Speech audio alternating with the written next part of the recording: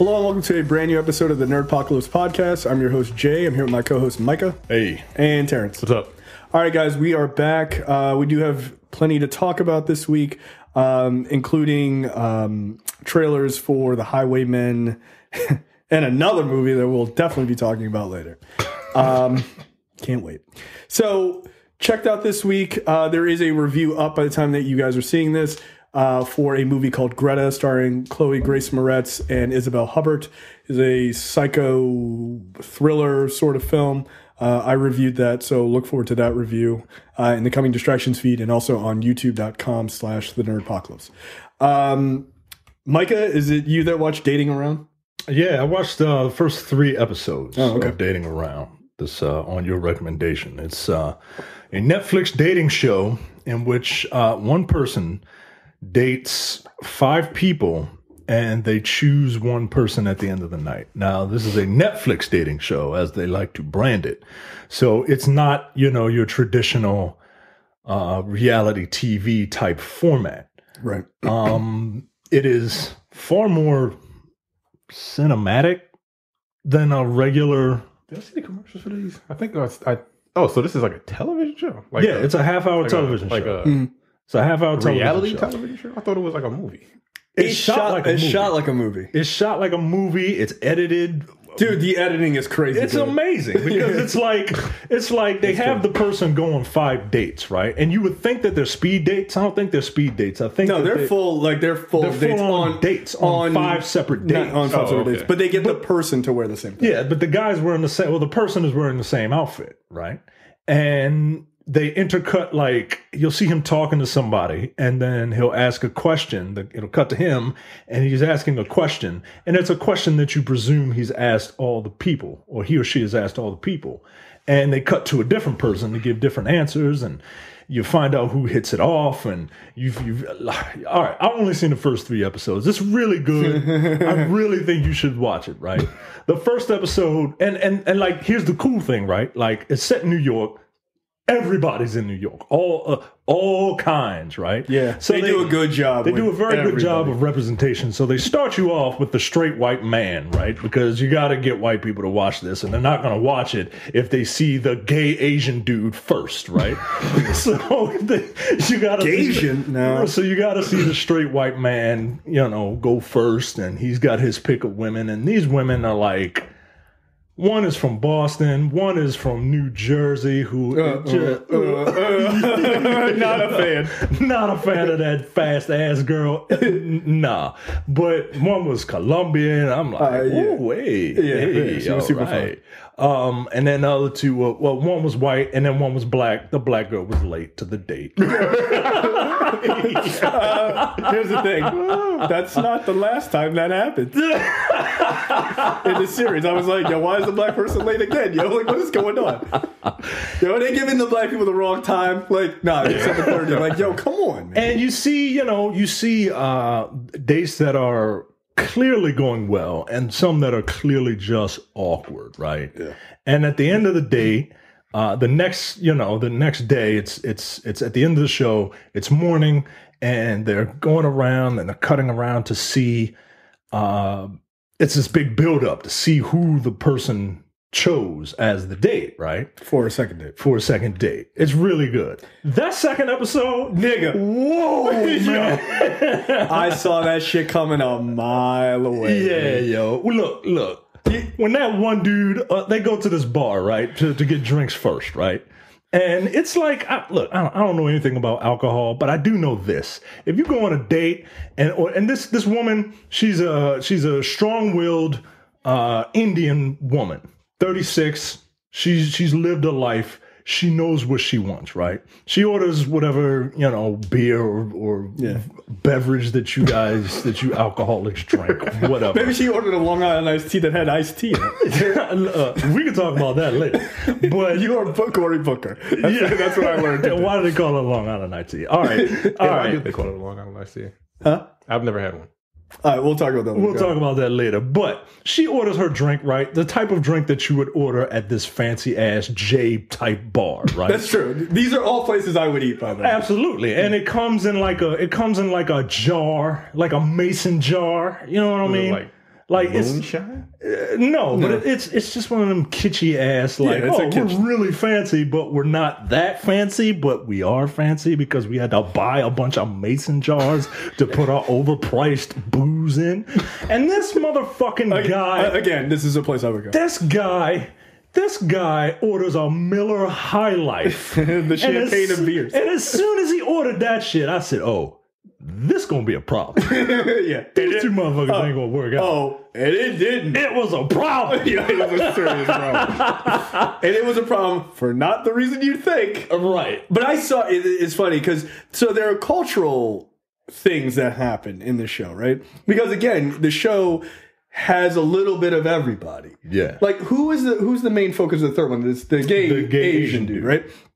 Right. So like there's another, I think it's the fourth episode, is an older guy who's like retiree age. Yeah, right? he's in his late 50s, early 60s. Yeah. And so like that's an interesting dynamic too, to watch older people date. Yeah. Right? Like because older people are just not for the shit. Like they just like, nah, I like that.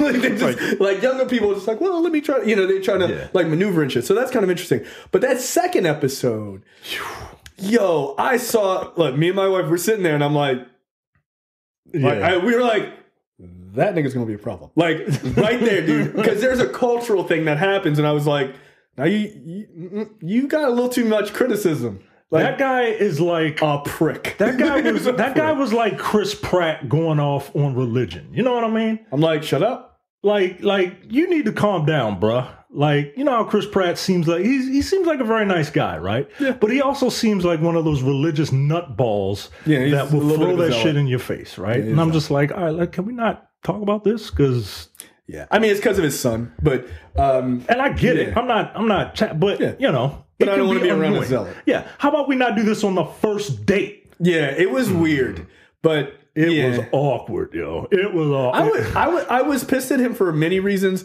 but because of the larger thing that happened. I was just like, you fucking asshole. You asshole. Look, lo and behold, she tells one of these dudes, it's like, well, look, we're never going to see each other again. So, and then it rocks. The shit is pretty good, man. Yeah, I'm looking forward to the second season. Yeah. I wish it was more episodes, but I can't imagine what the editing budget is for that. Because it was really well done. And the way it's shot, so cinematic, really makes a difference. Yeah.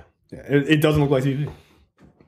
All right, and I assume that you watched Umbrella Academy. Yeah, I watched Umbrella Academy. You finished it? I finished it. Okay. It's pretty good. I finished. I liked it enough to finish it, and I'd watch a second season of this. Okay. But it takes, man, you got to really like these characters and the way they interact with people. And if you don't. But like, if Shannon Sharp, like, if you're not into these characters. By the second episode, because they're archetypes, right? Yeah, they're very much archetypes, and you put these 6 or 7 very different people around each other just to see what happens, right? And if you don't like those archetypes and how they are portrayed by these actors, like, don't bother, because the show is slow. Like, it's a lot of building, right? But by the time, if you are invested in the relationships, by the time you hit episode 7, that's what Demetrius said. Yeah, by the time you hit, he was 10 right. Episodes, right? It's 10. Yeah. Nah, fuck that. You got to invest 6 hours before you really get some good payoff. No. So yeah, it's kind of if you can't get past the first 2 episodes, don't bother. I found the first 2 episodes to be a slog. Like I just did. Yeah, don't bother. Oh, don't worry. I've already. But it's a good show. Stopped bothering. It's a good show, and that's why I said I didn't think that it was bad. It's just not for me. Yeah, the one kid who plays number 5, he's really good. He's the future jumping kid, right? Yeah. He's really good. He's a good actor. I liked him. He, like, if they were doing, if the stars aligned properly, him right now would be a perfect Damian Wayne. In that, I can see that. His character's like surliness and attitude. And, he acts like a 50-year-old man. Yeah, he pulls it off. He's really good. Mary J. Blige. Yeah. Yeah. She needs to stick to doing this shit. She needs to stick to doing the wacky, waving, arm flailing two-man dance. Like, that's what she needs to do. With or without a lightsaber. It doesn't matter. Right, because she is not she's not an actress. God damn, she's not. No, you didn't even say a good actress. She's not an actress. Yo. Like, yeah, she was all right at Mudbound, but you know, she was playing somebody's black ass mother. Yeah. Right. And you know, I mean, if somebody wanted to told me that I got a movie role playing a stupid podcaster, I'm gonna knock that shit out of the park. Right, yeah. Like you play into my strengths. Right. But, you know, Mary J. Blige as a hitman is not. That doesn't sound right at all. No, it doesn't. I love the idea of like a black woman being like a merciless, badass hit person, but not Mary J. Blige. It's just odd casting. Yeah. It's very odd casting. But she didn't ruin the show or anything, but nah. Yeah, I don't need her there. Oh. And the end of the season kind of ends on like the one criticism I have is because the kid can manipulate time. They use that as sort of a cop out for certain things. Like literally one whole episode, he just rewound the whole thing. So it didn't matter. Yeah, I don't like that. I don't like that at all. Yeah, that's like cheap. the whole episode. I think it was episode 6. And everything that happens. And then he's just like, nope. And then you see everything rewind back to the beginning of the episode, which was the end of episode 5. So I actually have to watch 7 hours. Or 8 hours of television before. All right, nope. Yeah, I'm good. So, now, by the way, do you feel like it's my comments last week about it having a sort of an anime feel? Do you get that at all? Because I don't think I was being very good about explaining. I'm just curious if other people were getting it. I don't know what you mean by it. Just like I guess it's probably the archetypes. Well, not really, because anime is very. I think Demetrius hit it on the head when he got. It's a little more X-Men than it is anime. It would have to be like a specific anime. Okay, I have to keep thinking about it. I'm not going to watch the show, but I have to keep thinking about it. Because anime is just it's all over. It's too big. I guess it's too big of a thing. All right, no science and tech or stupid tech. I did watch something. Oh, I watched something. You didn't put it up on the list. I forgot to put it on there. But we talked about it upstairs. You remember?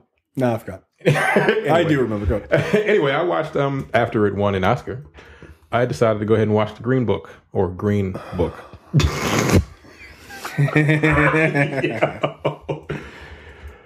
Look, I'm not looking forward to this. It didn't deserve an Oscar in any way, shape, or form at all. Sad. Period. Point blank. It really didn't. Like I remember when we first saw the trailer, and it was like, oh, so it's a white dude driving a black guy around. I don't want to see that. And I didn't. And then it won an Oscar. I was like, yo, I have to see why this movie won an Oscar. And then I did see the movie. And I'm like, I have to see why this movie won an Oscar. Because I don't see it.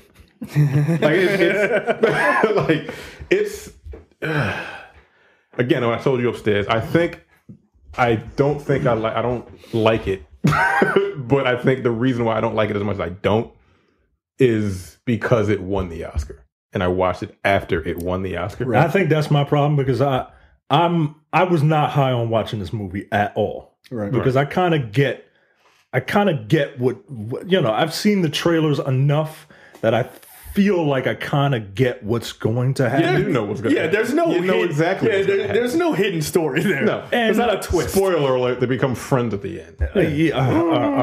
All right, because I don't see color. I don't know what color you are. We're all human. It's a human problem. It's not a race. It's not a black thing. It's not a white thing. It's a human thing. Like that's some bullshit that white people made up to try to make themselves feel better. And that's exactly what I got from this movie. Just by looking at the trailers. This is a see, some of my best friends are black movie. One of my best friends. One. Yeah, I don't know how to read or anything, but you need to act more black. I'm going to teach you how to be black. We're gonna eat fried chicken together. Yo, I was nigga. Yo, that fucking scene made me so angry. Like, I've never eaten chicken in my life. I don't know what I'm doing with this. Like, oh, take a thigh, eat this thigh, blah blah blah blah. I'm like, yo, this is racist. Like, technically, it was racist. Like, I'm like, come the fuck on. Okay, first of all, this movie is just above a fucking made-for-TV movie to me. It is. I don't think that's. I said, I don't think this movie deserved to win an Oscar. It should not have been in the Best Picture nomination. For all the people who were really mad at me about Black Panther, I also didn't think this should have been there. Look, it just wasn't. Between the two, Black Panther should have gotten it. If it was between these two movies, I would give Black Panther should have won the fucking Oscar. If I had to get out of the two of them, but I think either one of them deserved it. But no, they didn't. Look, I've seen all but one movie now, and which one haven't you seen? The How Can You Forgive Me? Is that all? No, Roma. I haven't seen Roma. And what was the other one? There was two movies that I had. That Melissa McCarthy movie wasn't nominated. Oh, that wasn't. Picture. Oh, not Best Picture. Black Panther, Black Clans, and Bohemian Rhapsody. The Favorite. The Favorite is the one. Oh yeah, I saw The Favorite. I enjoyed The Favorite. Yeah, As JTD said, them white women are petty. Yeah, that's what I've heard too. Yeah, those are the only two I haven't seen. Roma, and I feel like I would probably fall asleep in Roma because you were like, I'm scared to see Roma. Yeah, this was a couple of days ago. I'm like, I feel like it's gonna make me pass out. I don't. It's probably really good, but no. And it doesn't strike me as your type of movie. Not at all. Not even close. But this we were going to watch it, but my wife found out that it's subtitles, so she was like, no. That's okay. Like, I want you I don't want to have to watch the Green Book, because I guarantee she'll be like, that was cheesy. We are, because I was so confident. I was so confident that Green Book wasn't going to win. I told my wife, guess what? If Green Book wins Best Picture, then we'll watch it. How about that? Yeah, keep your goddamn mouth shut. Yep. I'm a fucking idiot. Like, you did this. I did. You're the one to blame. Yeah. When I heard Green Book won, because I don't watch the Oscars, I was like, what? I thought for sure they were going to give it to Roma. Yeah. I don't want to get too far into the Oscars, because we'll talk about that later, but go ahead. Yeah, watching it, I'm like, okay, I know people that enjoyed it, and then I know that a lot of people didn't even see it and are talking shit about it. I didn't want to be one of the people. Right, I think that's a mistake. So I watched it. I was like, "Yo, this shit ain't good." Like, it's not terrible. It's not a bad movie per se. It's just it does absolutely nothing new.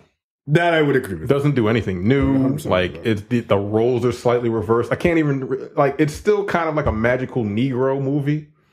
Only, I guess I could see that. Like, sure. They're like both magical Negroes, if you will. Well, that's like the Italian guy is like he's the idiot per se, and Don Shirley was a little bit of a dick, understandably. Yeah. But like a black dude, very smart. He's fucking well educated, piano virtuoso. There was a scene in the movie there was two scenes in the movie that I really liked. The one scene when they got arrested or almost got arrested. And he was like, "Look, I'm not black enough. I'm not man enough. So where the fuck do I fit in?" I thought he delivered that speech pretty well. Yeah. And then there was a scene when they were eating in a diner, and Tony Lip is eating, and he's like, and Don Shirley asks him, he's like, "How does that taste?" He's like, "It's salty." He's like, "You ever thought about being a food critic?" He was like, "What?" He's like, he was a fucking asshole. He's like, nah. He's like, "Why?" Because you have such a way with words. He's like, I can almost taste the food. And he's like, what the fuck? He's like, look, it's salty. Like, if you make the food, and like he said, salt is cheating. If you can make the food and have the flavors come out without salt, he's like, you know what, we got to go. I'm like, nigga, fuck you. He was about to make a really salient point because he's an idiot through the rest of the movie. Yeah, but at this one point, he was trying to make a really smart point, and Don Shirley just cut him off. I'm like, you're a bit of a dick, yo. Yeah, he was. I mean, I get it. You're smarter than this white man, but at the same time, I'm like, yo, come on, dog. That shit was funny. It was funny as hell. I laughed my ass. Have you ever thought about being a food critic? Fuck you. He didn't get like sarcasm. Yeah, because he's a fucking dumb Italian. Like he was like a super Mario Brothers stereotype Italian. Yeah. Like that was my favorite. But part. Viggo Mortensen was really good. I will say that. At one point in the movie, does Don Shirley like get beat up by white people and then he gets saved by yes. Nah, yo. But that's the guy's job. Yeah, he literally drove him down there as his bodyguard. Yeah, he's a black man in the fuck. What was it, the late 50s, early 60s? It's 63? Or yeah, something like that. Yeah. Did he fight him? Did Tony Lip fight him? No. So he just said. So Tony Lip just said, "Hey." Oh, he got pulled up in the bar. Yeah, that's right. He got beat up in the bar, and Tony Lip was like, "Yo, let's go." Yeah, because he didn't fight for him. No, well, he wasn't there. Like he showed up and he was already. He showed up. He was already beat up. He was already beat up. Did he track him down? Did he hunt those fucking white people? Did Tony? I mean, maybe in a sequel, like Green Herb book. Right. So what you're telling me is he failed at his job. Yeah. Is that what you're saying? Well, the black man didn't listen to the white man. The white man was like, "Stay in your room." Ungawa. He's like, a white man is speaking. and that's when he was like, "Yo, don't go anywhere without me." Yeah.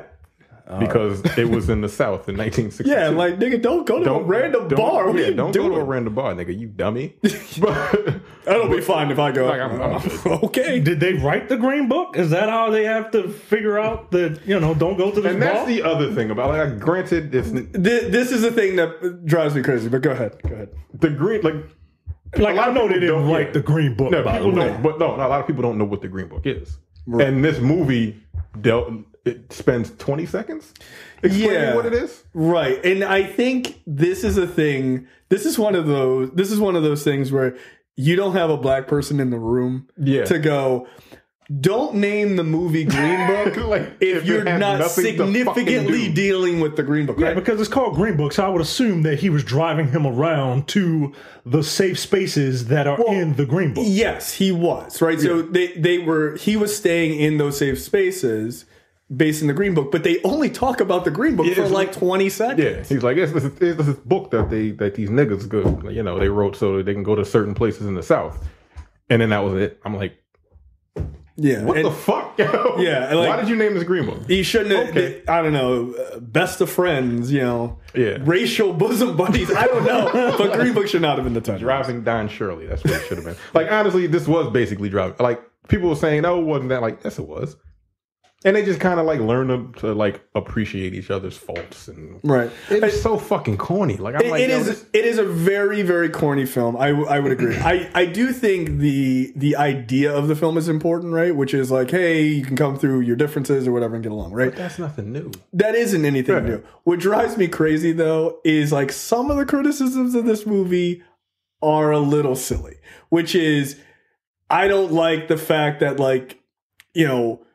it's not realistic that this racist guy could become friends with this one white guy. I was like, yes, it is.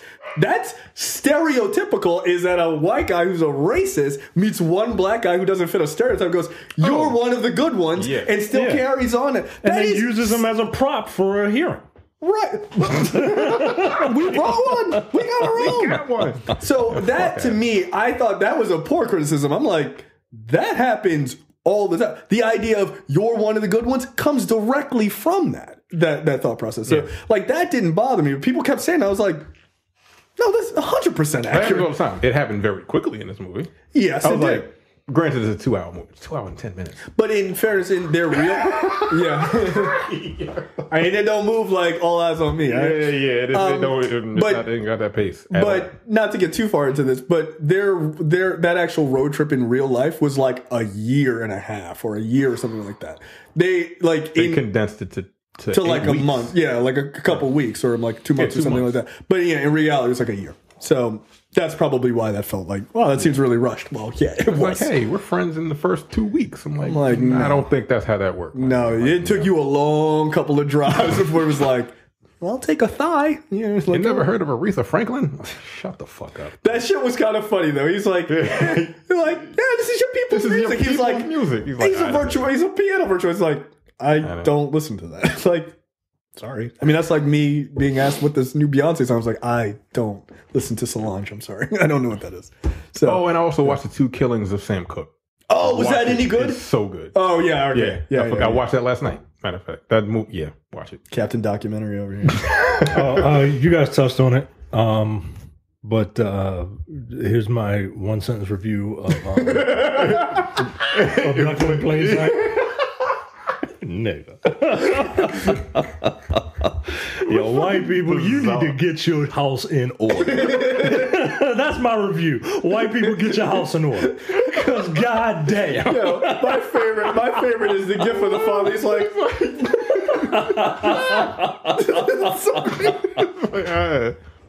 wow. Wow. That's amazing. You need to stop blaming us for all your troubles, and you need to get your shit together. This is what is going on over there when we're like not involved. You're like, I wonder what white people are up to. This is what they're up to. This is insane. Giving each other handies and shit. Could you imagine? No. Could you imagine? I would start just punching him in the head until he stopped moving. Get out of my face. No, I need relief. Okay, drive home and talk to drive home to your wife. Why do you keep saying it to me? Oh my God. I want you to. No, Yeah. No. Just grab your hand. No, come here. Like no. Oh man, I can't wait for the next one. I don't know what it's going to be, but yeah, Netflix has got like white people wilding documentaries on point. Yeah, they need a whole section. White people wilding. Like, ooh, I watched this. Make sure you go to the nerdpocalypse.com/Amazon. Use that link whenever you buy anything on Amazon. We get a little bit of a kickback. If you want to buy a copy of, what is it? Abducted in Plain Sight. If you want to keep that on Blu-ray for some reason, maybe you can get it there. Amongst many other things. We get a little bit of a kickback, like I said. You don't pay anything extra, and it helps out the show. All right, lightning round. Terrence, you're up. First up, new actors named to lead Candyman remake, and this is pretty dope because I would have never even. It's Black Manta, Yahya Abdul Mateen II. I like this. Yeah, I'm okay with that casting. Actually. I'm fine with it. Yeah, I'm not going to see this movie, but I'm fine with this casting. I'll see it because I know you fuckers are going to make me do this on the show. You assholes. It's black. It's black. Is it going to take place in Cabrini Green projects, or is it going to be like an updated? Whatever. The studio is telling the upcoming film is a spiritual sequel to the original. Spiritual sequel. It will return to the neighborhood where the legend began, the now gentrified section of Chicago, where the Cabrini Green housing projects once stood. Oh well, sounds like a lot of white. Yeah, I'm all up. Yeah, a lot of white people are going to die in that movie, guys. Like a lot. Black Manta going to be murdering white folks. So Black Manta's getting his own movie then, because that's pretty much Black Manta. Yeah, pretty much. Oh shit! So that's awesome. Like I'm definitely gonna go see that. Next up, Rami Malik is in talks for Bond villain, Bond 25. Did you think he deserved the Oscar for that? Oh, never mind. We're gonna talk about the Oscars later. Yeah, we'll talk about them later. No, I can't remember who the other nominees are. But he did a really good job in that, imitating someone else. I mean, that's what they do. I mean, yeah, that's what I know. I'm not down on him. Like, he did a really good job. Him as a James Bond villain is it's interesting to me because I like when heroes and villains are not necessarily opposite one another, but Daniel Craig's James Bond is James Braun. Like he's a big brute, man. Like he's Rami Malik is not. Right, Rami Malik. he almost died falling off the stage at the Oscars. Oh shit! Yeah, with Mr. Glass Hat. He almost fucking broke and shit. Avian bone syndrome. All right. So I really would like to see Daniel Craig have to use his brain to take out a villain. I still haven't seen the last one. What was the last one? Spectre. Yeah. Trash.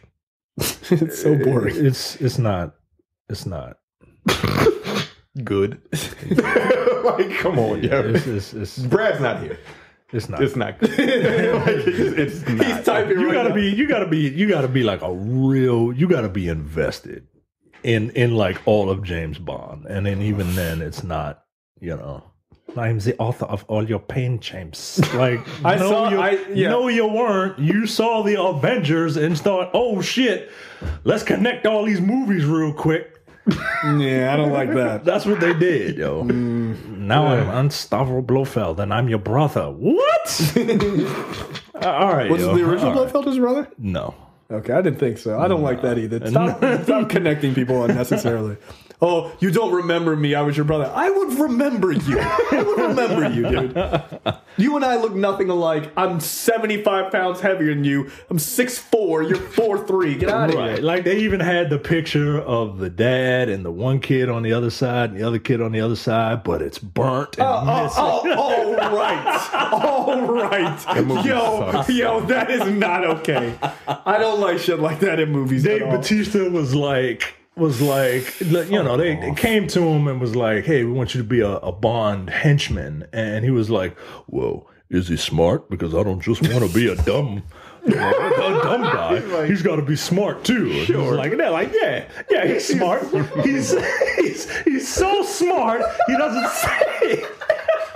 He's so smart. He doesn't say one goddamn word in the fucking movie. Yo, that's fucking hilarious. Is he smart? Oh, I don't want to be a dumb villain, you know. I don't want to be just some dumb heavy, you know what I mean? I mean, look, I like Dave Bautista a lot. I will never forget that article. It was an interview he did, and he was like, it's really hard to get serious roles when you're built like a silverback gorilla. I was like, you're right, dude. Like, I'm not even mad. Like, that dude's trying to come up in his career, and he has been doing pretty well, though. He has. He's back on wrestling. That's cool. He's in Dune. He was in Blade Runner 2049. I think you're forgetting threw a guy through a wall, but his stellar performance in that RZA movie. No, I didn't. No, I did not. Man with the Iron Fist. Yeah, I forgot he was in that. Yeah, he was a giant like Tin Man. Yeah, he was a big ass Buddha statue or some shit. Yeah, I made it like 45 minutes in that I movie. watched the whole movie somehow. Wasn't that the one where Russell Crowe was like, his dick was the size of a baby's arm holding an apple or some shit like that? Wasn't that movie? I'm pretty sure Russell Crowe was in that movie talking about his own penis size. It was very. I do know that. I don't remember. Yeah, I was like, what is going on in this film? Yikes. Smart. I wanted to be a smart guy. That just makes you sound dumb as shit when you say that. Right. Yeah, like, come on, yo. And I like what are you it. doing, yo? Yeah, he's a good guy, though. Yeah, no, he seems to be. Next up, Constantine may be getting a new TV show with Matt Ryan in the lead. Who the hell is Matt Ryan? He played Constantine before. Oh, okay. Before what? On the old TV show? Yeah, there was a Constantine one that got canceled, and people really liked him in that role. Him. All right. Yeah, so I don't know if it's coming to the CW officially, but apparently that is an option. Is it going to be on their app or their streaming service?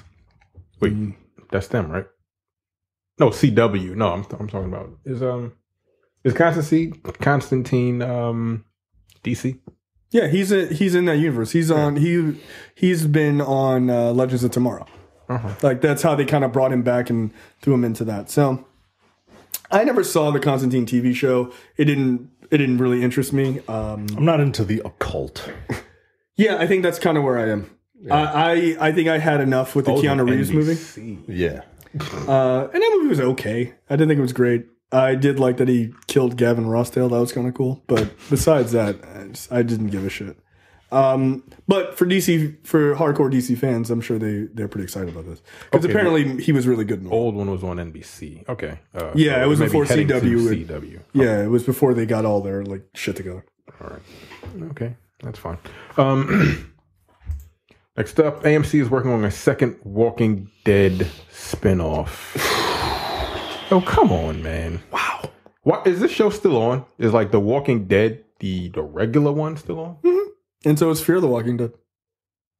So I don't know anybody who watches it. What's the difference between The Walking Dead and Fear the Walking Dead? Is it just a different location? I believe Fear the Walking Dead is like the very start of it. Yeah, it's California. I don't know. Yeah, it's a different location, but starting at the beginning. But it's all the same outbreak, right? It's not like a parallel universe where... Right, no, it's all connected. All right. Whatever. All right. Do they ever meet... Is anybody from Fear the Walking Dead like on, or did anybody... I can't imagine because it's so far because it was the beginning. I think they did have a crossover of some kind, but don't hold me to that because I don't watch either show, but I think I remember reading something about that. Wow, I don't know why zombie movie TV show. I'm amazed that this show is still any of them are still on television. But they have a hardcore base. But apparently every time I see a fucking article that's not about them making more of these damn things, it's that their ratings are the lowest they've ever been. I'm like, bro, how fucking high were they? But they must be still doing really well for them to greenlight another show, which how much variety is there in the Walking Dead universe?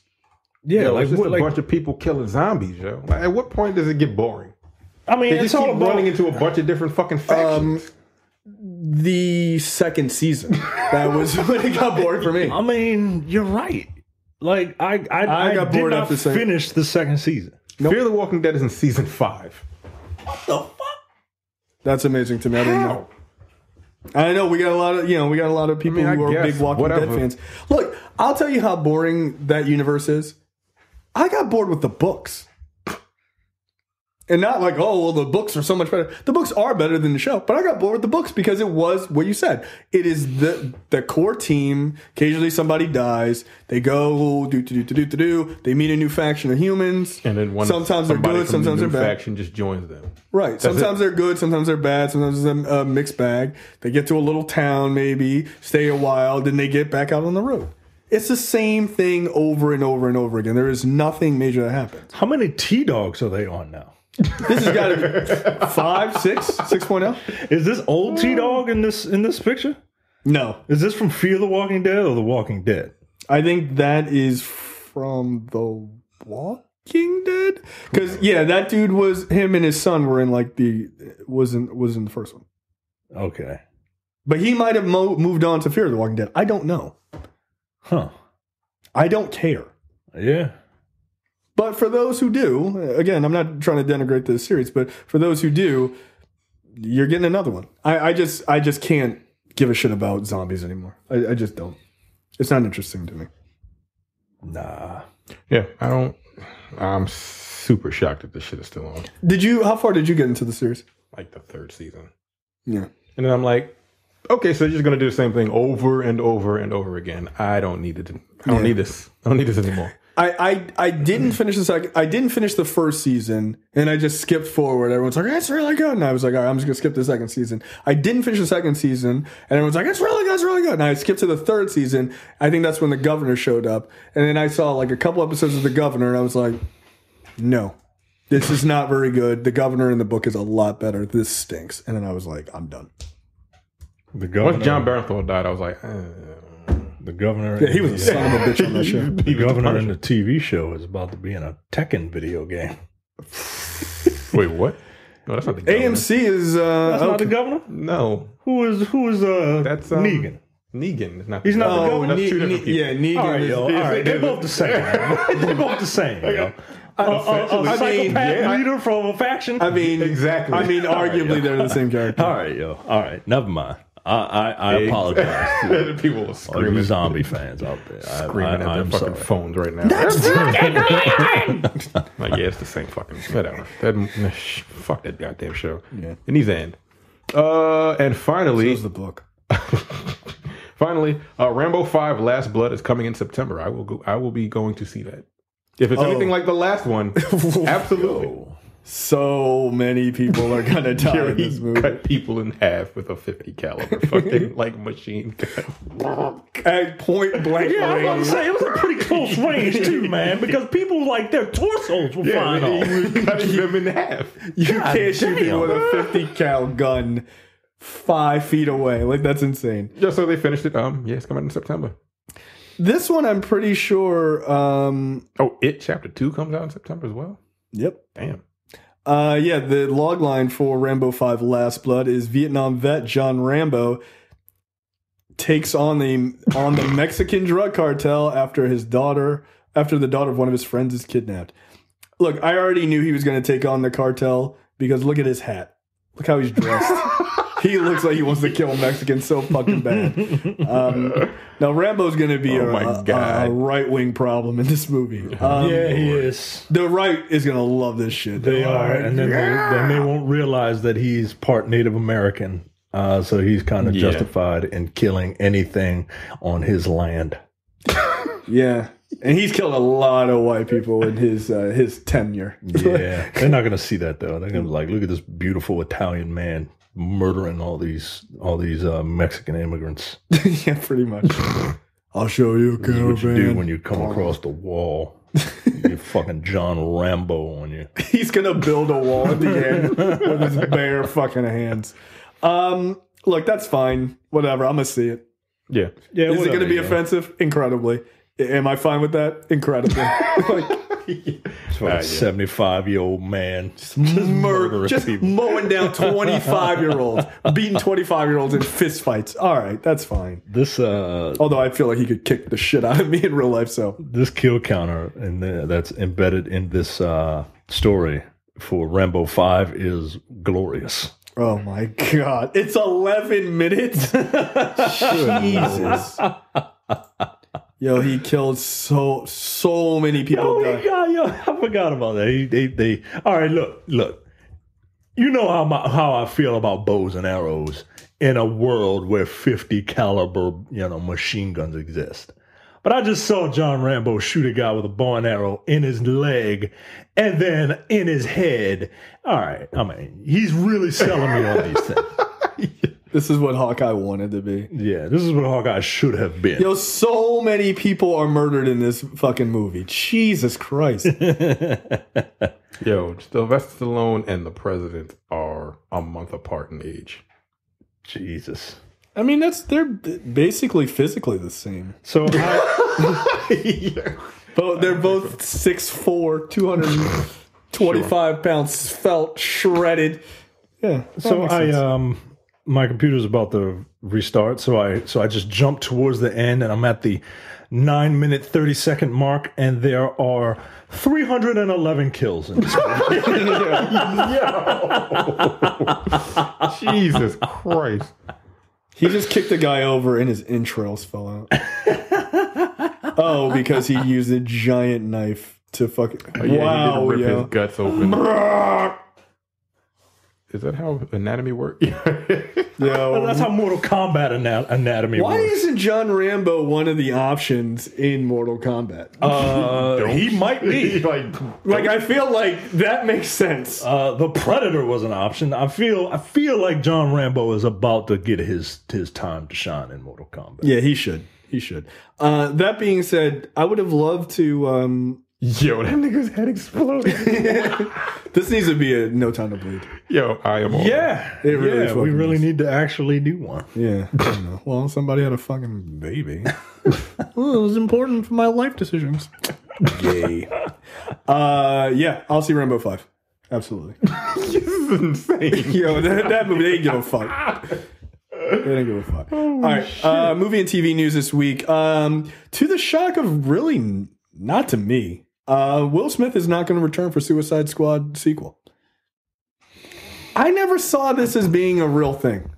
What, a Suicide Squad sequel? Or Well, just no, him being in it. Like, Will Smith is a fucking top shelf superstar. I did not see him play a B-level Batman villain and returning into a sequel that he's not the star of. Yeah, I think Will Smith. I had a weird relationship with Will Smith. Like, everybody likes Will Smith, but then all of a sudden he tried to start. He started to try to expand a little bit and he really wanted an Oscar, I feel. Yeah. Oh, he does. Yeah. He still does, I think. I think he still does, and I'm not saying he's not deserving. I mean, he if anything, he should have got it for Ali, not 7 pounds or Tell the Truth or whatever. What's the name of that movie? Exactly. The Blind Side? I don't know. Contusion or something like that. I don't know. It's Contagion. No, I'm kidding. Wait, is it Concussion? It might be concussion. I don't know. I don't think it was called Concussion. I think we might have Concussion. But yes, the Concussion movie. But I think now that he kind of got that out of his system, he needed a recharge, right? He needed a recharge to kind of get back to being Will Smith, the Will Smith that everybody loves. So he decided to be the genie? So hold on. So he decided to do Focus, right? Where he was cool, Focus is guy. Where he was cool, right? Like, And then That was his wheelhouse. that's his wheelhouse, man. And then he's like, All right, well, these super. All right, well, no, I can't do it. Concussion, goddammit. Oh, it was? That's a ridiculous name for the movie. Right, all right, but we laughing at contusion. Right? I'm the asshole. He did concussion after Focus. Oh, okay. Yeah, he did. All right. Then he did Collateral Beauty after Suicide Yeah, see, so he was like, oh, I got my mojo back, right? So now maybe people love me again, right? So maybe I can try to start, getting my Oscar thing again. And it's like, nah. Then he did Bright. And Don't mention that movie in my house. So then he was like, all right, these superhero movies are doing well. Let me be in a superhero movie real quick to try and get my mojo back. And people were like, well, the movie's not good, but he and Margot Robbie are the best things in it. And now that he's 50, I think he's just out here living his best life. And Yeah, he's like, on social media shit. I still got it. I'm gonna be me again and stop trying to, stop chasing this Oscar and just let it come to me as I get older. I mean, the thing is, he probably will get one in his career. I feel like This is a poignant point I'm going to make because it's relevant to today. Someone suggested him for Blue Marvel in the Marvel Cinematic Universe, and I was, no, I don't like that idea. No, he's not. Well, and I said somebody suggested Dennis Haysbert, and I said that's my choice because He's an older guy, right? Smith is 50, Haysbert 64. And the person was like, oh, 50 isn't old enough. Care to explain why you don't want, why 50 isn't old enough? And I was just like, no, I don't want to explain it. And then apparently that made them sad. Because they're a fucking child. But this is the thing with Smith, is I think that he doesn't have, at age 50, he doesn't have the gravitas for... He don't have old man gravitas. He doesn't have it yet. He don't. He has a don't seem baby like an face. old man. Hey, he's got a baby face. He's still out, like... He still look like he's having a black... This nigga looks 35. Yeah, It was hard for me to be like, oh, to tell the truth, guys, really nail it. I'd be like, this nigga is younger than me. Like, Right. It's hard for me. It's hard for me to see him like that. But I think as he's slowly becoming Uncle Phil, like physically becoming him, besides like just being a bigger guy, he's slowly becoming James Avery in the face. I think that he's going to get that level of gravitas. And I think he could have a role in maybe his late 50s or early 60s that he gets an Oscar nomination. Yeah, I think you're right. I think that's it, because every one of those Oscar bait movies that he's done, he looks like an idiot, right? Like he looked like The Pursuit of Happiness. Yes, he looked stupid. He looked dumb. He looked dumb, right? He just looked ridiculous. The tell the truth guy, nobody's gonna believe that you're African, yo. Yeah, you need to let that. Don't do Nobody's accents. gonna believe you're African. Don't do accents. Don't do accents. And Please don't do one in Aladdin. Please. Don't do that. Don't do that. Yeah, nah, yo, nah. I think he needs time to gain that level of gravitas, right? And I think because he's good, man. Like, he is a good actor. He is. but yeah, you need to watch what you pick. Yeah, bro. he's This got is me that. telling you what to do, Will Smith. Officially the best thing to come out of Philadelphia, because every other black man from Philadelphia is apparently garbage. Oh, that's not true. The Roots are good, Oh, well, yeah. and Hall and Oates. They're not black. They're not black, but Hall and Oates, outside of the Roots, are the greatest band to ever come out of Philadelphia. I stand by that. I stand by that. Put some respect on Hall and Oates. Are they still alive? I don't know. They are still alive. That guy's got that fucking giant caterpillar mustache. But I think the biggest issue is I think he's too big for this. He's too big for this. Like y'all not playing the Joker. I'm playing Deadshot. Get the fuck out of here. Yeah. Like, you know what? Margot Robbie's too big for this now. Yeah. She is. That's what's fucked up. Y'all tried to make y'all name on her. She's like, you get one more. Yeah, she's starting to get too big. Only if I can have the superhero movie that I want. Right? Yeah. She turned that shit around and was like, y'all do your little Suicide Squad. That's cool. But here, you're going to give me a movie When I get a girl gang, it's me and like 3 of my homegirls and shit versus 3 other. Yeah, no, she flipped that whole thing. Yeah, she was smart. Smart about it. But they're not going to give Deadshot. Remember they were going to give Deadshot a solo movie? Yeah, nobody cares. Nobody cares about that. That's stupid. And nobody wants to see a Batman versus Deadshot movie. I'm sorry, I don't. Batman versus guns is not interesting. But yeah, so he's not coming back. Yo, he looks mad young in this picture. Look how fucking young he looks. Yeah, yo. Yo, if I look this young at 50 years old, I am thankful. No, I'm sorry. I don't see you as having all this heavy gravitas. I just don't. No, rub your face in the dirt for a bit. Something. You look too clean. Oscar results. We'll just go through the stuff that we care about. Best Supporting Actress, Regina King for If Beale Street Could Talk. Either one of you see that movie? I haven't. It's fucking beautiful, and it's a goddamn crying shame. I'm surprised it didn't get nominated for Best Picture. Yeah, I was surprised about it. It's beautiful, man. It's one of the most beautiful films I've ever seen. And remember how we spoke about how Moonlight was shot so that, with dark skin in mind? Mm-hmm. Yeah. Yo, everybody in that movie looks like they just stepped out of a cocoa butter commercial. Like, every single person is fucking beautiful in that movie. And the story was fine. But it should have won like some sort of, or been nominated for some sort of cinematography or something, yo. Like, I have a theory as to why it didn't. It was fucking beautiful, and I'm shocked that with 2 extra slots available for Best Picture, it wasn't nominated. I can tell you why.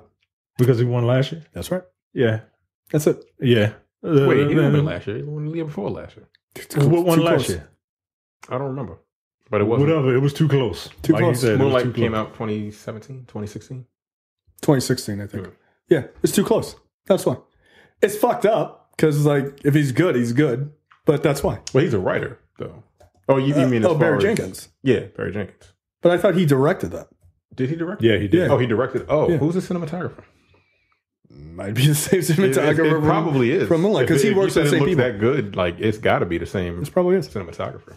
So that's my guess, and I don't understand again why it wasn't nominated. Like I was really super surprised to hear that it wasn't. Best. The Shape of Water won last year. No. Yeah, right. Fish did. Best makeup and hair was Vice. Deserving, I think. Yeah, seemingly. Best documentary, Free Solo. The only one I saw of that was RBG, which was very good. Which was very good. Yeah, I saw that. Happy to announce, and this seemed like a obvious. Best costume design, Ruthie Carter for Black Panther. I mean, if she didn't win, I think if she didn't win, pissed. it would have been there should have been a riot because we've seen, Victorian era hair and makeup and costumes and all that. Yeah, about every single fucking year. Yeah. Best production design, Black Panther. Best cinematography, Roma. Best sound mix or sound editing and sound mixing were both Bohemian Rhapsody. I mean, that's kind of a cheat. Like, it's a fucking music movie, right? It's a music movie from Queen. Everybody loves Queen. Yeah. So how A Quiet Place didn't win Best Sound Editing is beyond me. Quite frankly, it's a really good movie. They're making a second one.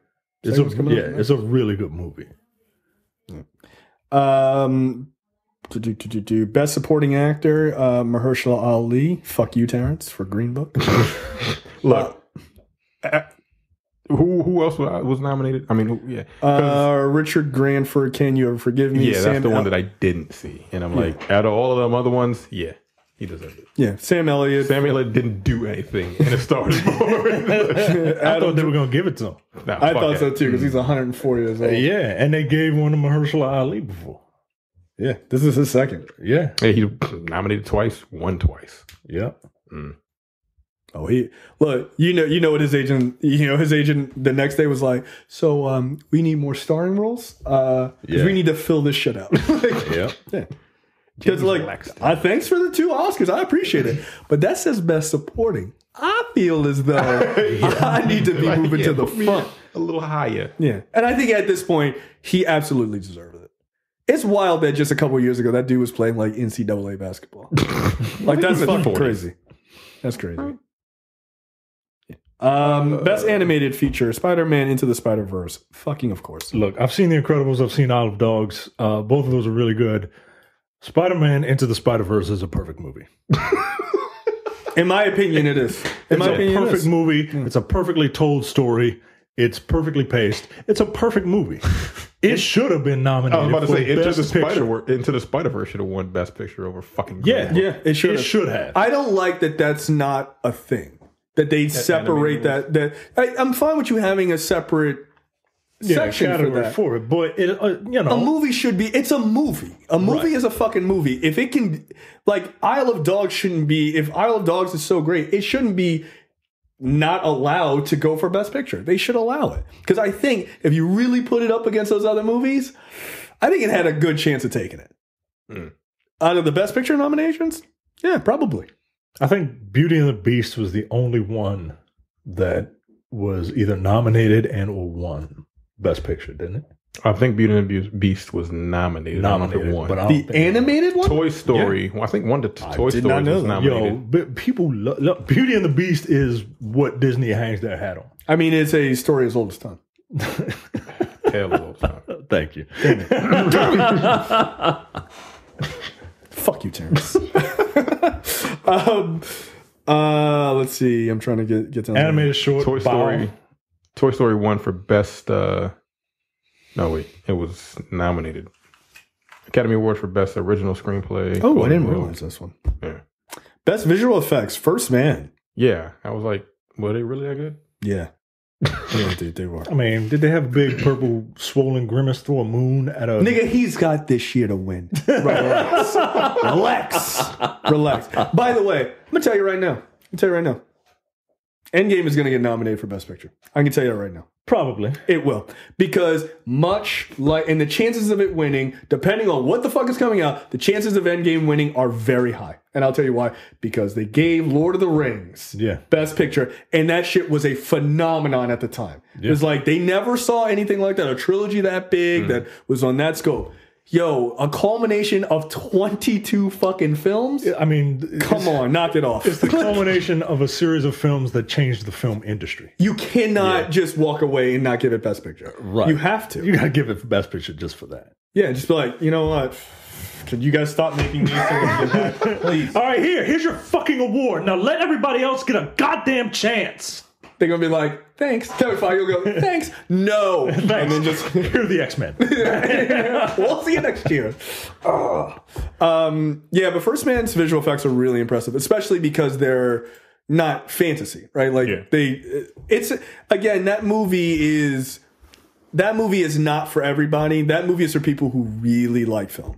I wish people would have seen it in theaters, because the theater experience for that is fucking serious. Just like especially the sound editing and stuff like that is really incredible.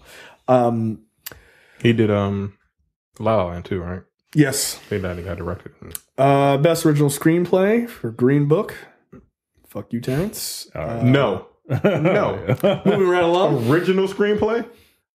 What's the definition of original? Hold on one second. Go ahead. I mean, it came from somebody else's. It came from somebody's. I'm surprised Roma didn't win. It's not based on a book or reality. Apparently, it's not based on the Green Book or reality. Really, I mean, for being honest. Best adapted screenplay, Black Klansman. I was happy to see that. Yeah, I was really happy to see that, man. Best original score, Black Panther. Best original song, Shallow, A Star Is Born. If I never hear that song again, it'll be too soon. She loves that song. Loves it. Like, I haven't seen... Do you guys sing it together? No, we don't. She sings it by herself and she does her best to carry a tune because she can't sing. I love my wife to death. Can't sing. That's okay. My wife can't sing either. Yeah. Not at all. Not at all. Like, I'm not even going to mock her singing. That's how bad it is. Damn. That's real. That's pretty bad. That's pretty bad. Oh. Best actor, Rami Malek's fake teeth in Bohemian Rhapsody. So do you think? So you said you don't think he deserved it. I think he did a fine job. Who do you think did Christian Bale? You know what? Look, as much as I do not like Green Book, Viggo Mortensen was really fucking good in that movie because he transformed himself. Yeah, because he's really not that. He ain't that at all. Yeah, he's good. Like he was really fucking good. Like if we're gonna give it to Christian Bale, I didn't like Vice.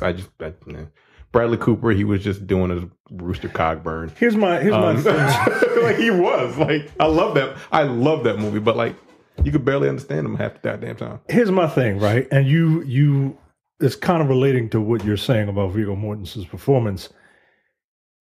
Given enough makeup, you can imitate somebody else, but Viggo Mortensen created a character. Yeah. He was totally different from him. Yeah, I mean, they just slicked his hair back, basically. Yeah, he took information from, he took direction from the son and he the just directors. watched a bunch of Martin Scorsese movies and just became an Italian guy. You know what I mean? Like mixing a little bit of Spike Lee. You know, like there's let's enough. do the right thing. There's enough Freddie Mercury footage out there that you can study. To do a really good impersonation.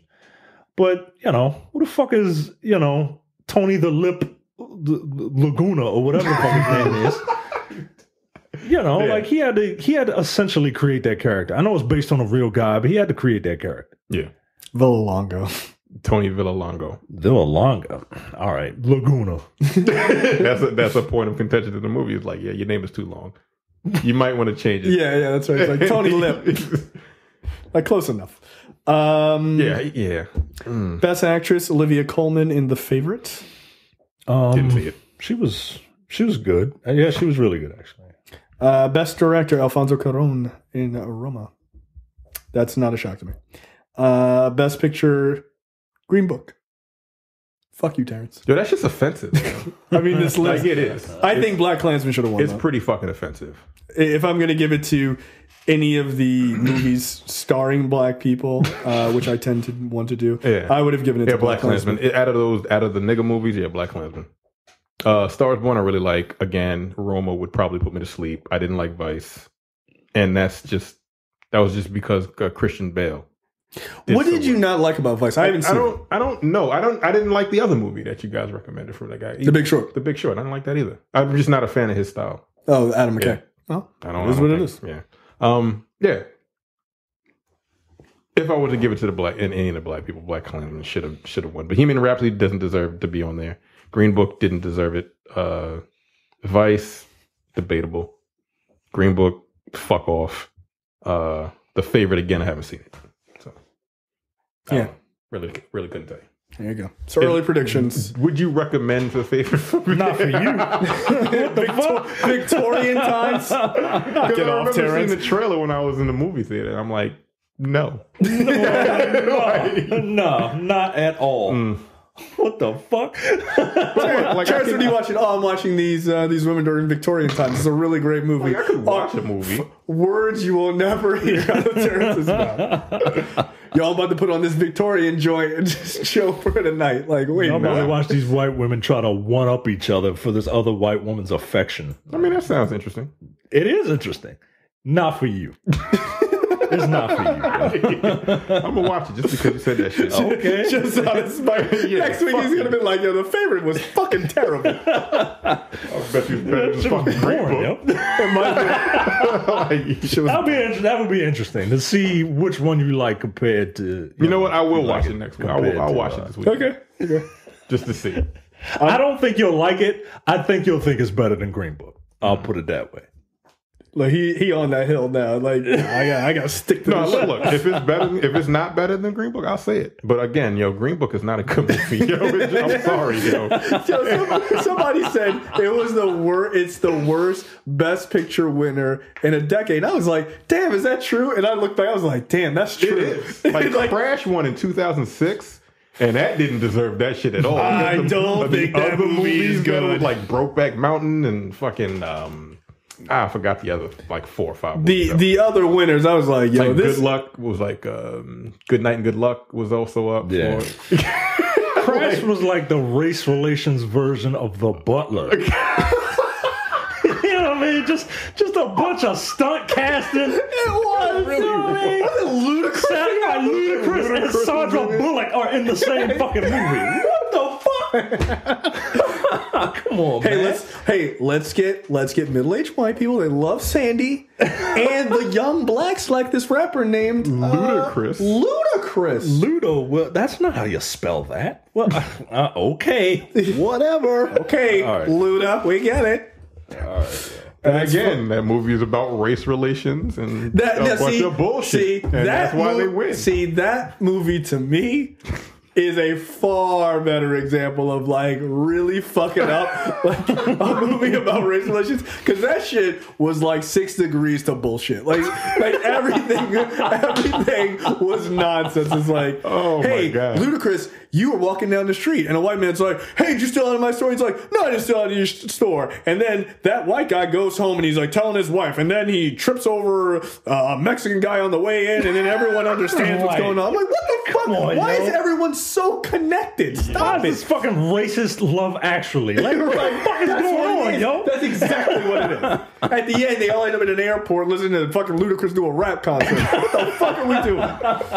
Like, knock it off. Yeah, Crash, Munich, Good Night, Good Luck, Capote, and Brokeback Mountain. Nigga, come on, yo. Those are Crash one. Get the fuck over out of Capote? Shut up, yo. Shut up, yo. Oh, shit. Yeah, exactly. Yeah, by the way, a solid show title, Racist Love Actually. That fucking movie. God damn it. Disney is trying to get themselves 2 streaming services. So they're starting Disney Plus, and Disney is going to finish their Fox deal. The talk is now that it's going to be done by mid-March, right? So just in a couple days. And that would give them a 60% stake in Hulu, right? If they buy out Fox's part, they get a 60% total stake in Hulu. Now Disney is trying to go to AT&T and be like, yo, you sure you want that 10% of Hulu, dog? Why don't you let us have that? And, we'll pay you for it. So that would give them 70%. So they basically have 2 streaming services that they run. Look, I'm okay with them absorbing Fox. This move is a little fucked up, dude. Like, what do you need it for? Exactly. You don't need that extra 10%. There must be some threshold that, like, once a company has 70+% or over 60%, like, you get to just make the call on everything. They're like, no, we need that. Like, it's kind of wild. Like, is this not like some type of FCC violation? Yeah, it feels like it weird. might be, right? Like, that feels wrong, but I mean, Hulu was started by all these companies, so they're allowed to do kind of whatever they want, I guess. But yeah, Disney will own 70% of Hulu and will primarily use the service to host content for adult audiences. Its family-friendly programming would be reserved for Disney Plus. Now, what that does mean, if this goes through, which I don't see it not going through, what that does mean is they would be able to dump possibly the Netflix shows in the Marvel Cinematic Universe. They could do the Predator shit we talked about last week. They could do a bunch of things and really make Hulu a very, not adult oriented, but like, more grown up shit there, which might actually be really dope. But I don't know if I'm okay with them basically owning 2 streaming services. Yeah. That seems fucked up. Unless, and this is just me, I can get a deal if I get both. Like, if I get a deal, if I get Hulu and for Disney like Plus, $15 a month. Like, why not? It's all going to the question. pockets. Yeah, no, that is the question. Why not? The question would be, where do I sign? Are you kidding me? Both of them for like $15? If you said both for $20, that's a good deal. Yeah, that's a good deal. So I could see them having some sort of package deal where you get Disney Plus and Hulu for like $20, which is not bad, because then it would cut down. I mean, I think I'm at $11 on Hulu now, and then, I mean, let's say Disney Plus is supposed to be somewhere between like $8 to $10. Yeah, it makes sense. Or maybe you make it 15 and you get both.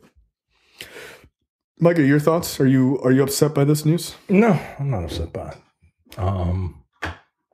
Yeah, why not? Yeah. Let Disney do whatever they want. I don't give a shit.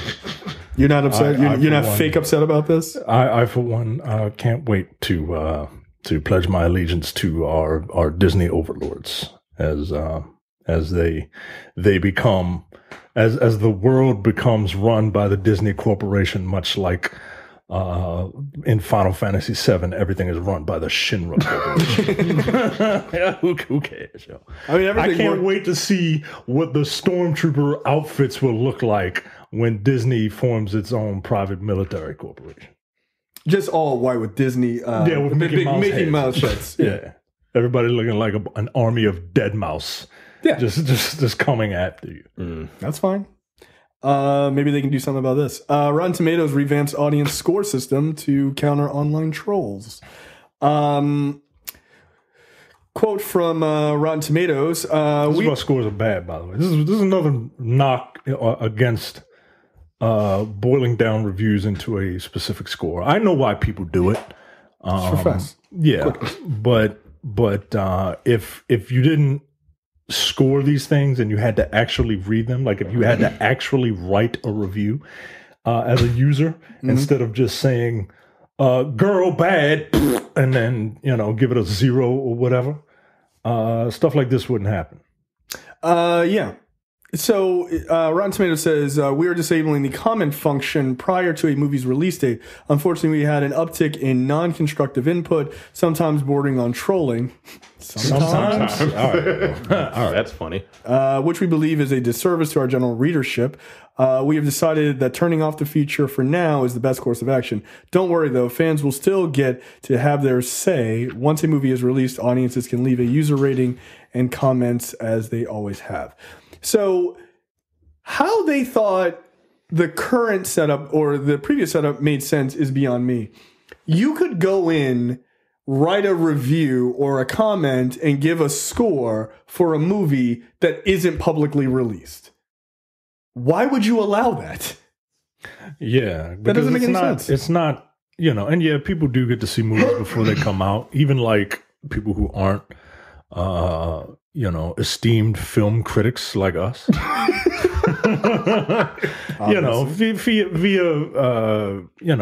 radio screenings and, like stuff like that, because that's because all that's part of the marketing machine. Like they take all the positive reviews and then they're like, oh, hey, it's certified fresh with 97% Rotten Tomato score or whatever. You know what I mean? Oh, I thought you were gonna do an HBO ad. That was weird. But no, this shouldn't. You're right. This shouldn't have been able to happen. Period. From the get go. Yeah, it's very bizarre. It doesn't make sense to allow you to review a movie. Like what am I gonna review? Fucking Captain Marvel now? Well, they did. Yeah. Or like what's coming out in like I'm gonna review Shazam now. Shit sucks. DC sucks, bro. Like, I haven't seen it. Right. Like the only people who should be able to leave early reviews are actual certified critics. You have to be certified to get on there. Like you can't just let any Tom, Dick, and Harry on there. Right. It's not that hard. So I was, somebody, I think it was Andy, was like, yeah, like there was a story about the next Star Wars movie, right? And J.J. Abrams is like, I'm not making changes to the movie based on the reactions to The Last Jedi. And Andy was like, yeah, The Last Jedi has a 91% on Rotten Tomatoes. Yeah, they shouldn't. They seem to be doing fine. Like, who gives a fuck what a couple of trolls say? But then when you look at the audience score for a movie that made $1.3 billion and critics loved it, it has a 44% on the audience score because it was subject to all this fucking trolling because a woman started it. Like, that's it.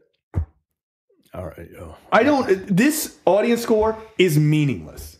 It's meaningless. I forget that it's there. I never use it. I never look at it because I don't give a fuck what you people think. I don't. I mean, that's not to be a dick, but I don't. Not to be a dick, but like some of you, like it takes a while for me to find a film critic that I actually like. Like I don't really give a fuck about what most other film critics think. I give a fuck about what a few film critics think, and I give a fuck about what people that I give a fuck about what you guys think because we have the same interests. Right. That, like, the audience score is literally just that. Like, hey, ask your buddies. but it's a bunch of randos you don't know. Right. So how the fuck can you judge that? Like, oh, The Last Jedi, I hated this movie because Jar Jar Binks wasn't in it. Well, nigga, you don't know anything about the franchise. Why am I listening to you?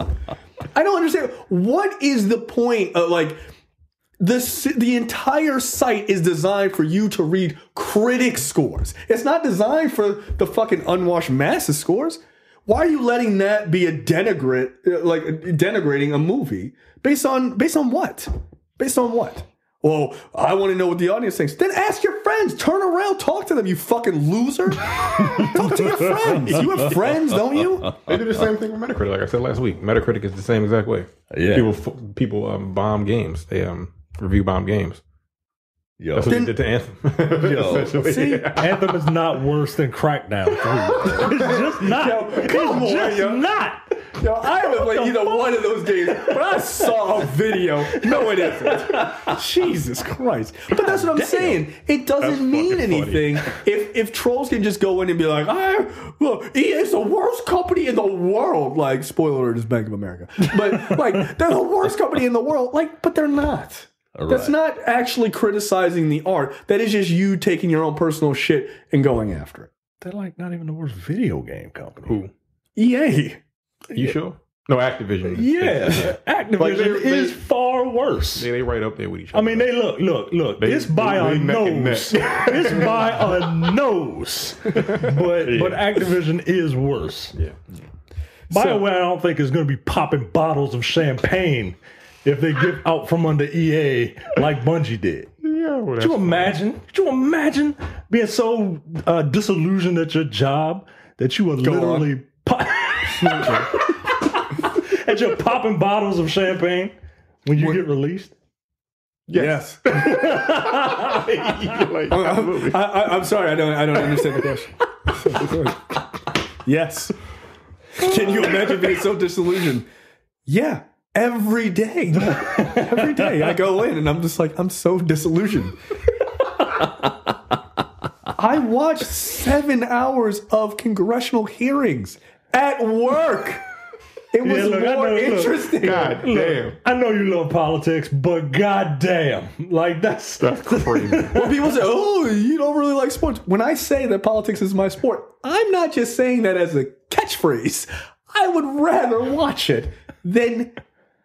I'm watching fucking C-SPAN here, guys. Like, I'm a dork. Like, I am. That's who I am. You are old. No, I'm an old man. I'm washed, as the young people say. Old, washed dude.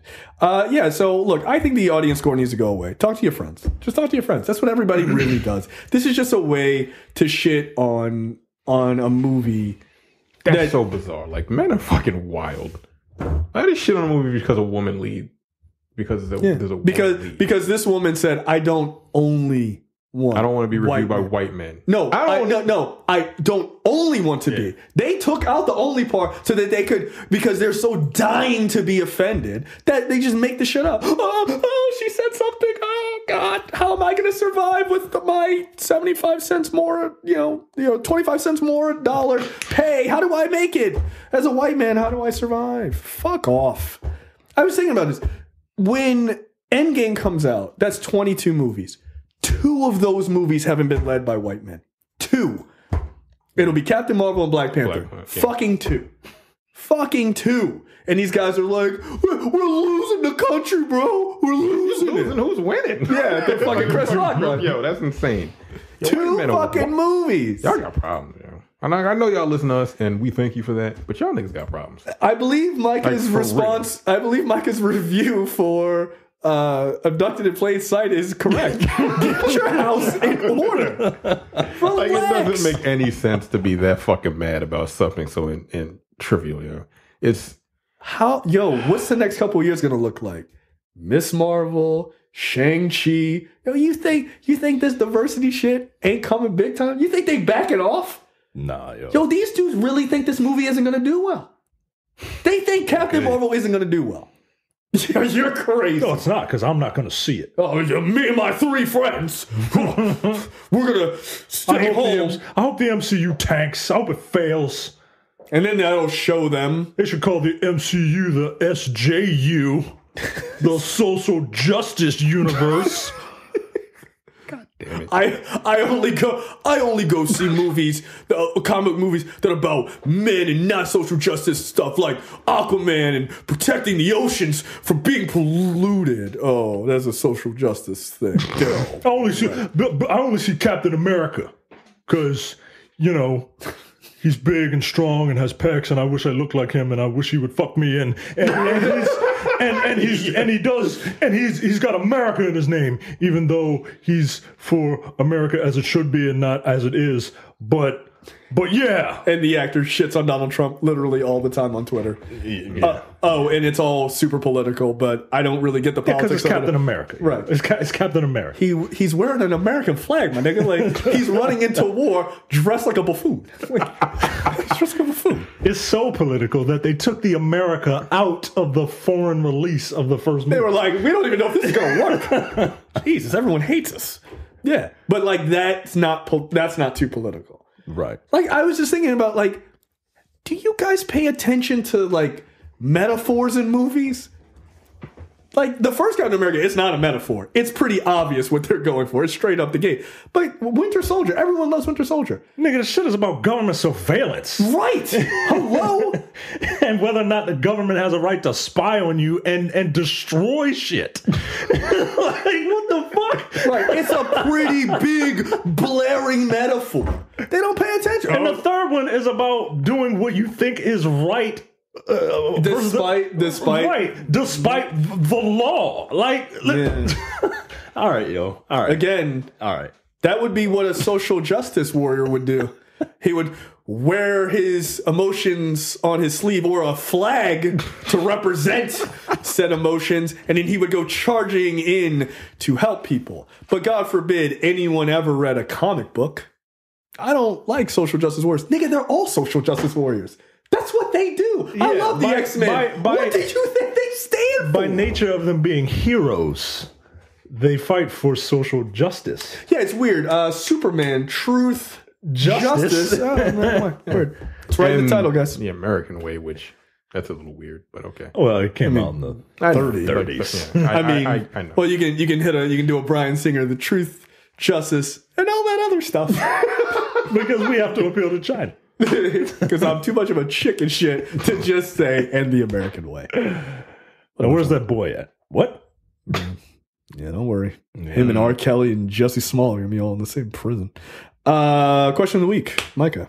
Oh, this is a new one. With the Wolverine podcast getting a second season, what other comic book heroes do you think would work in the same format?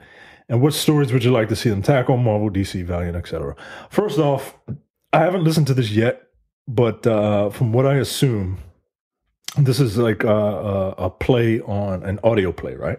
Yeah, basically. They already have these. They're called graphic audio. Marvel does some of these, right? Well, the company Graphic Audio does a bunch of them, and they have a bunch of comic book ones too.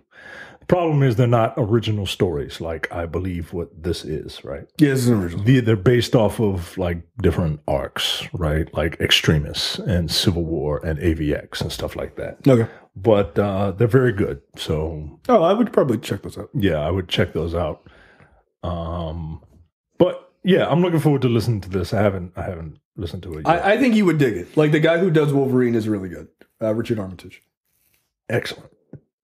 Jose says Batman actually being a detective, something the movies don't do. I think that's perfect for this type of format. Mm-hmm. Yep. Cam says Moon Knight, a riff on the story from a few years back where he was trying to stop Count Nefaria from collecting Ultron's body, would be super dope. Terrell says, are you saying other formats as in audio dramas or just single story audio dramas dedicated to one character? Doesn't really answer the question. No, Terrell, you're the worst. Nathan says the Matt Fraction Hawkeye run would be fantastic. Brian says Daredevil comes to mind immediately. Randy says I can see God of War doing this. Extend the story of the game. Oops, wrong podcast. Yeah, get out of here. We're all. It's all good. We all know each other here. Christopher, another show. Christopher says it's a deep pull here, but beware the gray ghost. That is a deep pull. You know what? I would listen to that. Yeah, that would be kind of it. That's very meta. Yeah. That's very meta. Yeah. But what's his name is dead. The Grey Ghost is dead. So that's kind of hard. But Khalif says, The Question, Think Tank, and Thief of Thieves. I've read Think Tank and Thief of Thieves. I could see both of those. Thief of Thieves is basically if James Bond was a thief. Like, he's kind of modeled after that archetype. So the Thomas Crown Affair, is that it? Yeah, kind of like that. Leopoldo says, Sam and Twitch, Spider-Man Noir, only if Nick Cage reprises. You know what? He was so fucking good in that. I'm fine with that. Juan says, Punisher would be perfect, especially if they have the noir-like narrating of the Punisher War Journal comics. That'd be cool. Dirk says something like Gotham Central or The Question or Alias would seem like the most natural fit, but I'd really love to see Marvel do something with their own dark universe and do Tomb of Dracula or Werewolf by Night. Interesting. I like that idea. Amir says Black Widow and Hawkeye. Trey says The Champions. And Malcolm says street level heroes like Punisher, Daredevil, and Heroes for Hire. Yeah, I think these are all actually really solid ideas. I like the idea of the Heroes for Hire or any of the Netflix ones to kind of keep those characters in people's like minds, you know, while they're trying to work to get them back. I think, you know, I'm going to piggyback off of Jose's answer. I think Batman would be perfect for this. Because you can do, like, audio drama is good for, you know, mysteries and stuff like that. And that's what the Wolverine one is. It is a slow reveal of this thing that happens, right? Yeah. It can't be so much action-oriented. Right, exactly. Like a Spider-Man, I don't think works. No, I don't think so. But yeah, I'm looking forward to listening to this. Yeah.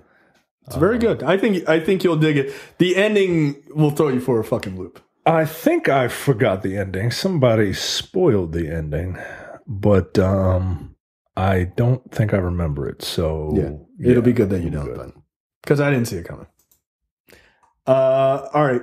What the fuck brought to you by JTD? Micah, you're up first. This gross human being wants to use human skin to make a handbag. No, arrest this woman. When faced with having part of their leg amputated, most people would be concerned about what their life was going to be like from now on. But one woman worried more about what will happen to the missing part of her. A 55-year-old named Joan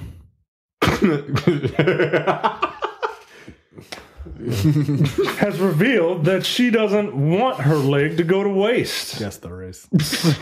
So she has come up with a rather unusual plan to ensure that her missing limb is useful, even when it's no longer attached to her body. Joan, who needs to get her house in order, got in touch with Soport, a website that helps people find unique services to suit their needs. That's going to have to be a thing. In this case, Joan is on the lookout for someone who can transform the skin of her amputated leg into a, quote, beautiful handbag. And yes, she knows it's odd and gross. She said, look at me, look at me, look at me. It's looking very likely that I'm going to have my lower leg amputated soon. I have peripheral arterial disease. Yeah. And I was reading about the human waste scandal where they just dumped body parts in a dump to rot. And I don't want that to happen to me for some reason. Look at me. I was chatting to a friend about leather and how it's essentially just treated animal skin, and I had a light bulb moment. Can I use you didn't. You had a dim bulb moment. You're right. Can I use my amputated leg to create something useful and beautiful? God. So essentially, she has a bunch of designs. And it's essentially the bag, but with like a strip of her leg, like in the middle of it. As how do they make leather? They tan it and shit. Look, I get it, right? I get it, but she just wants to do. She doesn't care about the body parts that are in landfills, cluttering up the earth and shit. Nah, yo, she wants to say, "Hey, look at this bag, this designer bag that I have. Guess, ask me what it's made of. Ask me what it's made of. Please ask me what is it made of." It's like, oh, that's interesting. And just walk off. Right. Fuck you, Joan. That's so funny. Ask you what to say that. Ask me. The funny thing is, and here I'll be a stereotypical dude for a second. This is a waste of time. Because no, that's not. Thank you for laughing. That wasn't my point. No, this is a waste of time. My wife has a purse. She has many purses. She uses one for a while, and then she tosses it and throws it in the back of her closet and buys 5 more. Yep. Yeah, you got your leg bag. Congratulations, you did all this work. You spent all this money. No, but like that one will be special because it's part of her. Nah, yo. No, about it. No, this is if a guy did this, I'd be like, cool. That guy's gonna use that bag until it falls the fuck apart.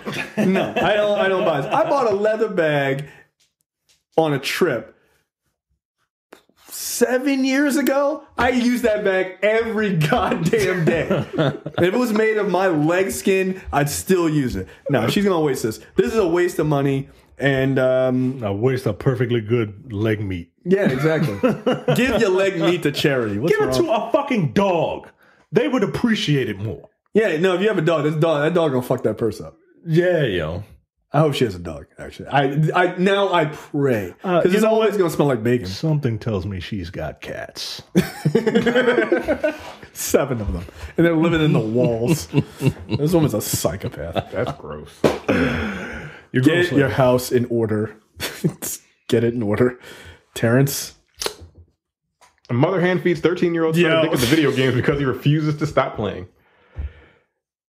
You heard that correctly. Yo. I saw this story the other day. I did not. A viral video of a Filipino mother who goes to an internet cafe and hand feeds her 13-year-old son because he refuses to end his 48-hour gaming binge to eat has once again reignited the debate on youth video game addiction. So this is in the Philippines. Yo, you had to go all the way to the Philippines to find this. Like, this can't be used in a video game argument. You can't use this in a video game argument in the U.S. Fuck you. Yeah. There's 325 million people in the U.S. You can't find one that's doing this. Yeah, that's a problem. No, my thing is, so this is in the Philippines, and I know that it's not in the United States because if this was a black mother, it would have been a video of a black mother beating a kid live on Twitch. I'm not hand feeding you, dude. No. You don't want to eat? Then you just don't eat. You're going to die in that chair. It's a waste. No, it's not. No, it's not like that. As a parent, guys. As a parent. Oh, here we go. Look at this guy. You're not going to let that kid sit there. You're going to fucking drag that punk-ass kid off that guy. I'm dragging that nigga out of that motherfucking bitch ass off that guy. Oh, okay. No, old Mike is back. All right. Things have been changed. Fuck all that. No, I wouldn't have brought anything on that plate. I would have brought the plate and I'd smash it on the back of his head like a fucking WWE wrestler. Go home. Fuck out of here. 37-year-old Lily Beth Marvel. That's not a real name. That's an interesting name. That's not a real name. That's not a real name. First noticed that there was something wrong with her son Carlito. Yeah, he was a fucking idiot. About 2 years ago when he began staying up late at an internet. Yo, the nigga was 11. You are a terrible mother. Do you know like the history of the Philippines, right? Like they have like mad Spanish influence. That's why like all of them have like weird Asian Spanish names. Yeah, that's fucking. His name is Carlito. Yeah, that's like fucking weird. No, that's not a problem that you should have. Your 11-year-old just missing at the internet cafe at wee hours of the night. No, get the fuck out of here. No, there's a video. It's 11 o'clock. Do you know your children are? Like, yeah, in the there's bed. A video of this? Yeah. Further down, there's a video. It's a video of her walking to the internet cafe and then feeding him. And then feeding him. So somebody taped this dumbass woman who didn't beat her kid on Twitch. That's weird. And this kid is like, nah, stop. I'm done eating. Like, nah, I'm good. Things got progressively worse as time went by, to the point where the 13-year-old now spends days on end with his eyes glued to a monitor playing his... Don't they have to pay for this?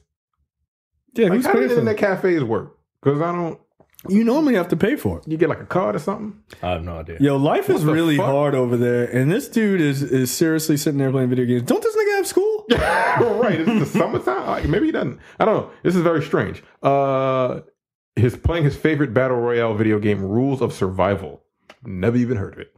Last week, Mrs. Marvel was filmed delivering her son's breakfast to the internet cafe and hand feeding him while he continued to play because he had been there for over this game looks 48 like a piece of hours. Shit. This kid don't even know how to play Fortnite. Like that. Said, "My poor child, here, eat now." The concerned mother can be heard telling the boy, "You have so much money, it might take till tomorrow for you to get home." What? Are you still needing to pee? My goodness, just feel sorry for my child. You are so irritated. What the fuck? That's what she's saying in the video? I guess. Does he pee in his pants? Like, does he have like a bottle? Like, what happens? I am so confused right now. Oh, this kid is like, oh, he's got his legs on. Yo, this kid's a fucking idiot, and your mom is a dummy too. Yo, you need to get some lessons from a black mother. Yo, just like, nigga, go home. If you don't come home right now, I'm gonna lock your ass out, and that's it. I don't give a fuck. Beat your kids. Beat your kids. Yo. I don't normally advocate, but this story is making me mad. This is fucking weird, you know. Like, I don't. Michael, would you beat your child if this was your kid? Probably. I'm so sorry. Just beat your kids. Like, look. I mean, I would be very hypocritical of me, but you know, I've earned it now because I'm a parent. I mean, that's kind of how that works. Yeah. I mean, what the fuck? There's no way to really understand unless you're not a parent. Yo, this is sad. You have no idea. This is insanity. All right, this is making me. Yeah, this is making me. Yeah, it's making me mad, yo. Yeah, like, I don't like the idea of you standing there or you sitting there while your mom hand feeds you, nigga. Your arms work. Right. Yo, she brought you food. At least be like, yo, I'm gonna sit. Yo, mom, just sit it there. After this game, Right, I'm gonna eat it. Right. Yeah. Nah, you gonna met your. Nah, yo. I can't. You both know my mother. Can you imagine? No, I need you to hand feed me while I play a video game.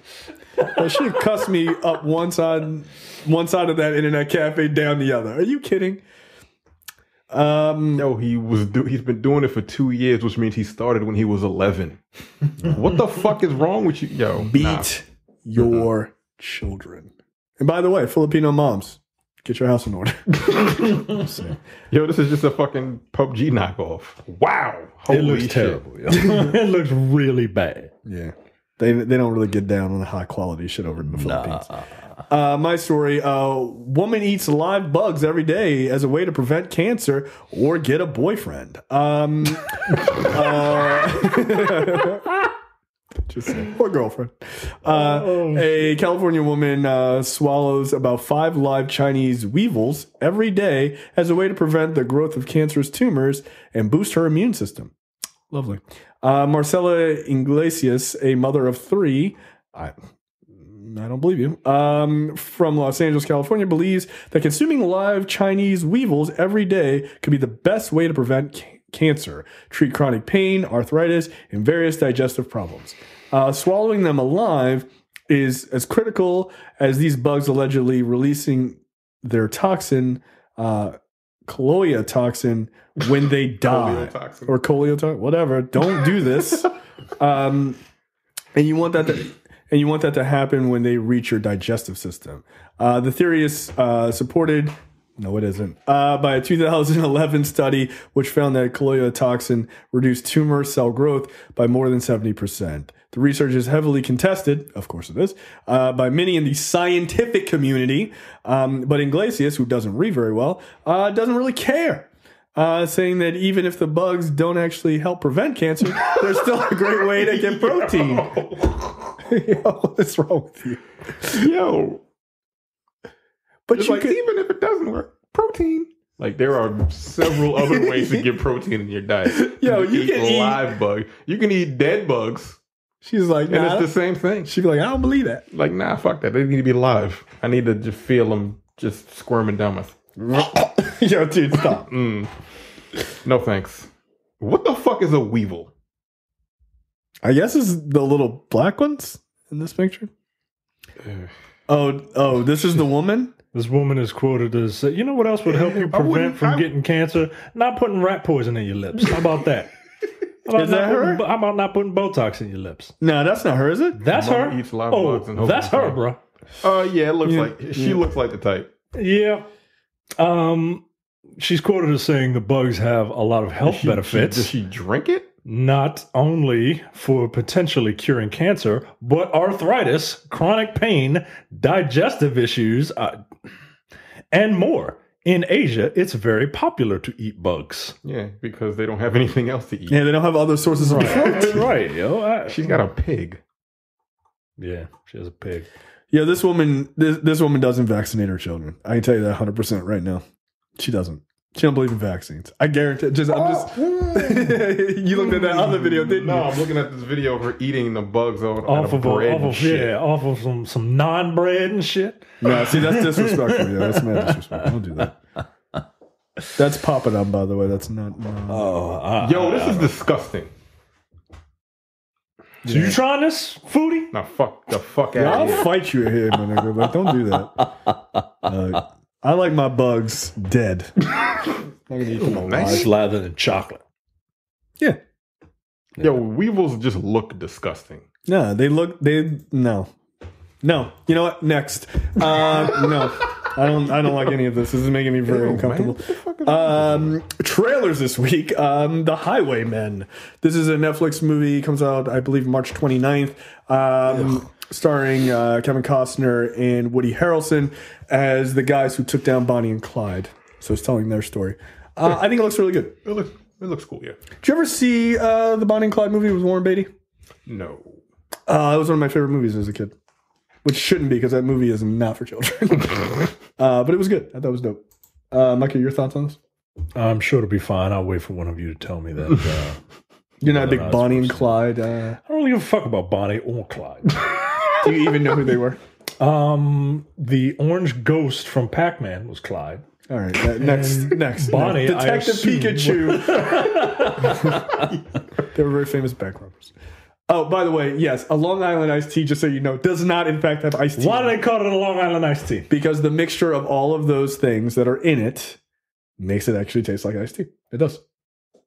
Nah, yo. Yeah, it does. Nah. Nope. You've never had one, right? No. Yeah, it does. It tastes like an iced tea? Why don't you just drink a fucking iced tea? Because you want to get fucking schmammered. Well, no bullshit. I thought a Long Island iced tea. Yeah, like Cory Booker, you thought it had iced tea in it. Was like a half and half, like iced tea with vodka or something in it. That's what I thought it was. Nah, yo. No. So it has no iced tea content in it at all. No. The things that make up a Long Island iced tea are, in fact, vodka, tequila, light rum, triple sec, gin, and a splash of cola. What is triple sec? Triple sec is a... that sounds like a special ops group. Oh, what? like a spec ops group. Yeah. Fucking trip sec. I mean, it is an orange flavor liqueur. All right, yo. And I didn't know margaritas, whatever. The other thing. Like, yeah, you didn't know what went into a margarita? I've never had a margarita because I'm a man. That's a valid argument. What the fuck? Like, every time I see a margarita, it's in like a really like fruity glass with fucking sugar or salt around the rim. Like, that looks gay. It looks That's like me being very fucking problematic. Sorry. It looks like a raspberry lemonade that you get from Red Lobster or some shit. You know what I mean? Like, it's... And the funny thing is, like, because I'm a man, I was like, I can't even really argue that. I mean, they do come in some, like, generally not manly. Wild fucking... Yeah, they generally don't come in the generally manliest of... Okay. There's nothing worse than that, by the way. Like, my wife and I will go out somewhere and we'll order cocktails. And you don't know. You can only go by the ingredients of, like, what's this glass going to look like, right? You don't know. And there's just several times, like, my wife will get something, and it'll come in like a cocktail glass, which is like a bigger martini glass, basically. And then I'll order something, and I'm like, all right, that's got like, it's got like whiskey in it or something like that. I'm like, all right. And then it comes in, it's like, it's got like fucking straws and shit. I'm like, what the fuck, dude? This drink sounded manly as shit. Full. with its raspberry puree. Like, oh, that's funny. yeah. But yes, a Long Island iced tea does not, in fact, have iced tea in it. You are fucking Cory Booker, dude. He don't know nothing about alcohol. Why do they call it an iced tea, yo? I'm telling you, that's what it tastes. Get the fuck out of here, man. You know what? Next week, I will make you a Long Island iced tea. I heard that Long Island iced teas will put you on your ass. That is true. I've had a Long Island iced tea on Long Island. It was not fucking around. Does it come from Long Island? I believe that's where it was created. Yeah. Just a bunch of Italians just threw a bunch of fucking liquor right, in glass. That's what that shit was. Yeah, it was just get you fucked up. Yeah, he worked at the guy who invented it. What's his name? Robert Tony Rose. Villalonga. Well, worse, I would argue. Robert Rosebud Butt. Oak Bench. He worked at the Oak Bench Inn on Long Island when he invented it. Yeah. All right. So I need to buy triple sec. Tequila, rum, and gin. No, I have those. Relax. Oh. I need. Wow. All right. Yeah. Yeah, I have most of those.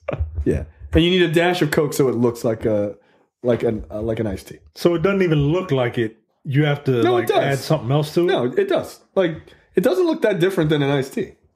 They just the Coke is put in there for the color. But it tastes like an iced tea. It tastes very similar to an iced tea. Yeah, It's similar to an iced tea. it does. I mean, it'll fuck you up. At least it tastes like an iced tea. If we're just calling it an iced tea because it looks like an iced tea, nah, yo, nah. I wish it was actually invented by iced tea. Yeah, let's just call it a Tracy Merrill. Yeah, like people who get it, who know his name, they'll get it. Yeah. When he orders a Long Island iced tea, he just calls it a Tracy Merrill. Yeah, and people are like, "I see you." Let me get a Long Island me. It's like, aren't you a pimp? Shut up, I'm a cop now. Oh, okay, that's fine. All right, trailers is the next trailer. Detective Pikachu. This is the second trailer for this. Look, I don't give a fuck about Pokemon. I want to see this movie. This trailer is excellent. Man. It looks good. It looks really good. I think the mixing of the CGI and the real world shit looks dope. Mewtwo is in it, whatever that means. Yeah, shit looks cool. I think Ryan Reynolds is kind of nailing it as Pikachu. It's going to be weird for me to hear Pikachu speak. Yes. It's like Deadpool. Pikachu. Yeah. It's weird. But whatever. It's fine. But it looks cute. Yeah. I'm not sold on the guy in this movie. With Justice Smith. Yeah, I'm not sold on him, but I'm very interested to see if this is good. Because he was not good in that last Jurassic Park movie. He was really bad. I mean... That Jurassic Park movie was really bad, though. Yeah, that Jurassic Park movie was really bad. Like, really bad. Like, they introduced, like, human cloning into the Jurassic Park world. Yeah. Human cloning. And a little girl set loose a bunch of dinosaurs. Because they're just like me. Clones. And stupid. Yeah. I was like, this... No. None of this makes sense. Speaking of things that just... don't make sense.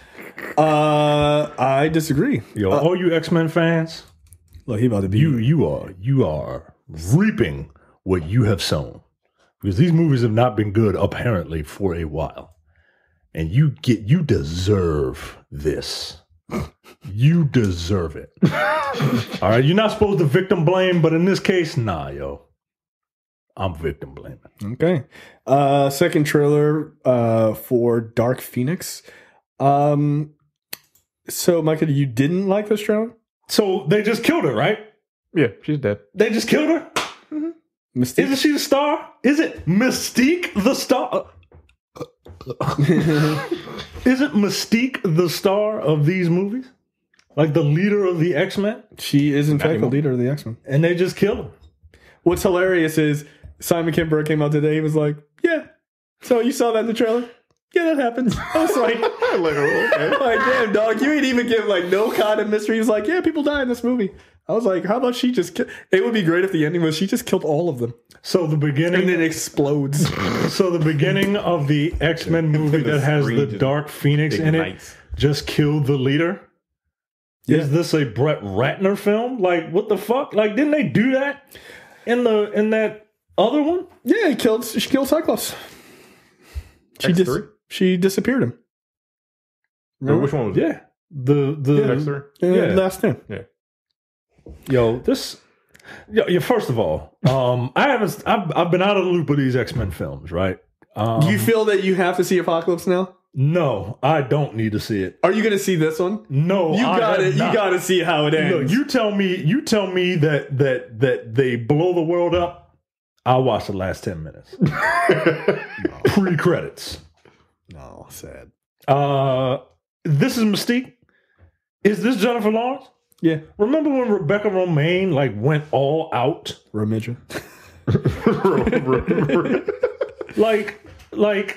Yo, this is the laziest fucking shit I've ever seen. This looks fucking terrible. This looks like a Mass Effect cutscene. She looks like Liara to Sony, yo. Look, here's the thing. I'm not sure that's not CGI'd. It might be. Look at this. I'm not sure that's not. It might be. I think that very much is CGI'd. I wouldn't be surprised. Yeah, she said she didn't like the because look at her hairline. It doesn't make any sense. It doesn't look right. So yeah, I wouldn't be surprised, man. Because I get it. You don't want to be stuck in a makeup chair for 8 hours. And then don't take the fucking job. Right. Wow. You X-Men fans, like I would say I pity you. No, I don't pity you because you keep going to see these fucking things. I don't get it. So here's a couple things that don't make sense to me. They go to space. The Phoenix Force goes inside her. She gets all that sweet Phoenix Force. It gets inside her. But they showed in the last movie that she already had the Phoenix Force inside of her because that was how she beat Apocalypse. Yeah. When she walked out onto the magical fucking invisible ledge and was like, no! And then fucking literally a fire bird came out of her. And then she defeated Apocalypse. So why did she get anything in space? She already has it. Because everyone complained, that's not how she gets the Phoenix Force. And they were just like, all right, retcon, fuck it. She gets it in space now. Yo, this movie, the previous movie didn't come out 500 years ago. It was 2 years ago. Or 3 years ago, whatever. There's a lot of earthbound action in this. I fucking told you, dude. I told you, if they went to space, they're going to go right up and come right back down. And then they're going to get some aliens to come be like, we're from space. We're going to hang out here. You watch yourself. Jessica Chastain. I don't know who she is. I don't even care. They got a bullshit Quicksilver scene. This motherfucker's getting ready to enter the Speed Force. Oh, he's so fucking overpowered. Yeah, Sansa's real sad. None of this. I think it's crap. Ready Player One kid's there now. It's fucking, who cares? Yeah, I don't like him as Cyclops either. No, Ty Sheridan, no. No, I don't like him as Cyclops at all. I heard someone say this earlier, and she made a very good point. This story should be their end game, their Infinity War. Like this is something this is something that's like cataclysmic, man. And the way that they're just like very flippantly, like, you don't have to follow books to the letter, right? Like, none of these comic book movies do, right? Everybody's like, well, read a comic. Like, none of these comic book movies follow their stories to the letter. But they do take some sort of inspiration, and they do take time to build, man. And this should be their end game. Like, they should have to work up to something like this. You should have a Jean Grey that you are in love with. And then when you see her turn bad, it's like you feel bad for her, right? Because there's more to the story than the bird. That's the end point. Right. This is the thing that they have continued to miss. Downward spiral is the story. That's the fucking story. There's no Hellfire Club. There's none of that shit here. And look, you don't necessarily have to have like every single like aspect, right? But the Hellfire Club is kind of a big part of that story. Like, yeah, you're right. They shouldn't have had that in First Class. Right. Or they should just bring them back. She needs something there to turn her to the dark side. Like, this is her turning to the dark side, yo. Yeah. As bad as those prequels prequels were, they had 3 movies of that shit happen. Right, you have to build to that. You can't just be like, I'm Anakin, I'm evil now. Like, wow, this little kid is a fucking dick. Like, no, you got to build to it. Now this is pod racing, and now I'm evil. All right, yo. All right. Like, it's just like a mini Darth Vader. Hey, everybody. Like, but that's the thing is they never build to that. Like, people who don't know that original story because it wasn't in Marvel vs. Capcom. Me. I was about to say, as someone that doesn't know anything about the story, that's why I was. This movie just doesn't look like it's epic. It looks like a bottle film. Yeah, there's like 9 people in this. Yeah, there's like 7 people, and like it just looks just bad. But that's been their plaguing their universe for years. Is they never break the scope of about this big. Yeah. They never do. Where the Marvel movies were like small scope, Avengers. Yeah. Small scope, Age of Ultron. Like, you don't have to do it in every movie, but Jesus, like, build to an event, something. This should be their event, and it doesn't feel like it.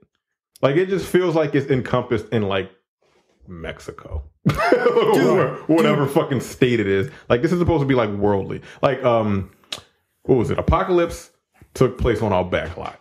It's supposed to be in Egypt. Yeah, no, it did. Yeah, I'm sure. Like 100,000 people died, and they were just like, whatever. Yeah, I'm sure it was supposed to take place in Egypt. That shit didn't look like it. Yeah, it looked like it took place. Look, that movie sucks. It's really, really, really badly. And if you think that's a good movie, you need to see a doctor. Get your house in order. Because that movie is not even remotely what you would call good. Green Book is better than that movie. Wow. Okay, that's a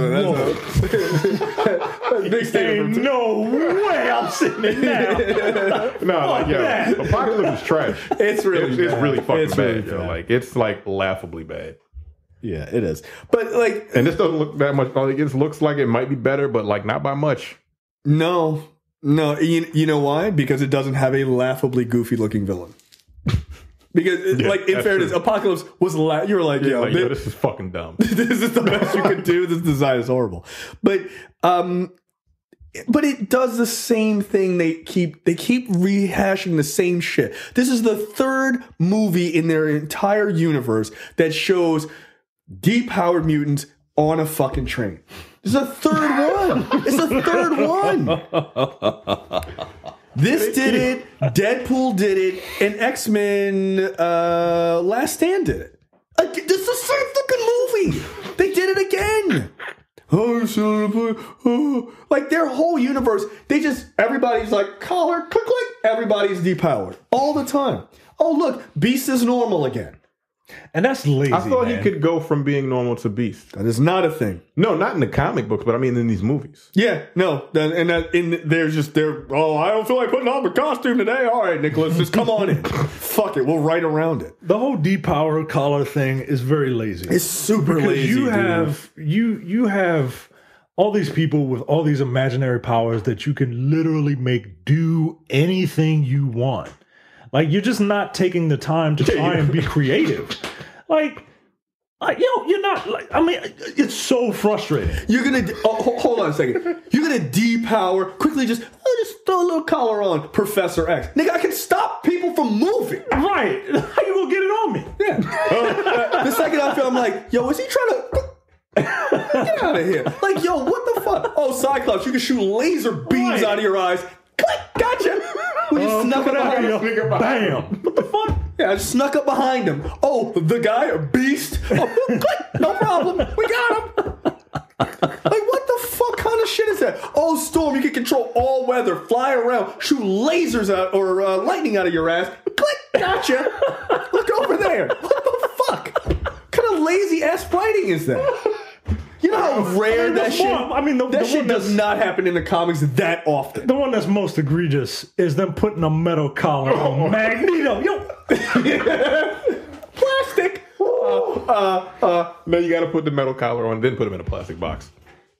Yo, sure. At least in the first X-Men movie, they were smart enough to be like, yo, you can't just put Magneto in a regular jail. They made an elaborate fucking plastic prison. That was a cool fucking moment. You were like, damn, that was fucking smart writing. No, in this one, they're just like, clink. Oh, is this guy the metal guy? Plastic. Yo. Are there metal wires in this? No, not for art purposes. Get the fuck out of here, yo. Get the fuck out of here. And Magneto is going up against Dark Phoenix. He can see all the shit she can do. The best idea he come up with is make all these guns shoot at her. Yo, all right, yo. Come on, yo. That was the best idea he had. And that was to do the opening for Expendables, and that was and they did that in the very first X-Men movie, right? Like, remember that? Like, that's what I'm saying, yo. Like, they're not watching their own movies. They're not paying attention. Like, you could tell there's no oversight. There's no oversight. There's no plan. There's that. Just wing it. As I say on Look For It all the time, there is no plan. They're just stupid. Like, wow, yo, wow. Like, when I saw that train for the third time, I was like, go fuck yourself. Yo, come on, yo. How many trains are in this universe, yo? Well, let's get the mutants on a train. Oh, good. Is the Juggernaut in this one? Just fucking put him in it. Who cares? Yeah, why not? Just bring back the fucking the one from fucking Last Stand. Vinnie Jones. Yeah. Oh, the Juggernaut, bitch. Because the fucking Deadpool actually did it right. Like, how does this exist in the same universe as the Deadpool movies is beyond me. Oh, wait. Is Quicksilver still Magneto's son? Yes. Then why are they like the same age? They're not the same age. He's significantly younger than Michael Fassbender. He is. Yeah. All right. But he hasn't told him yet. Who hasn't told who yet? He hasn't told Magneto that he's his son. Okay. Magneto doesn't know. All right. The fuck is Quicksilver doing in this motherfucker? Being ridiculous. Look, I haven't read an X-Men. I was never a big X-Men fan. Like, I learned about the X-Men from watching the cartoons. Yeah, I didn't read the books and all that shit. Like, I got my X-Men fix from watching the cartoons. But yo, them cartoons are better than this. They are. Yeah. The 90-minute pilot for the X-Men cartoon is literally better than every single X-Men movie I've seen, except for maybe 2. Except for maybe 1 and 2. Yeah. That's it. Yo, I cannot wait for this movie. I'm so excited because it's going to be an absolute shit show. It is. It's going to be a shit show. No, guys, it's going to be really good. I think they put a metal collar around Magneto, yo. Yo, like, do y'all read any comic books? Like, yo, he's wearing a fucking metal collar. Like, do you look at the guy's name? Magnetito. Like, what magnet, yo? Magnet. But the thing is, their big culminating shot is her lifting and spinning this train. Yo, that's not special. Yo, where is the fucking, like, holy shit, that is a fucking great moment. Where is that scene?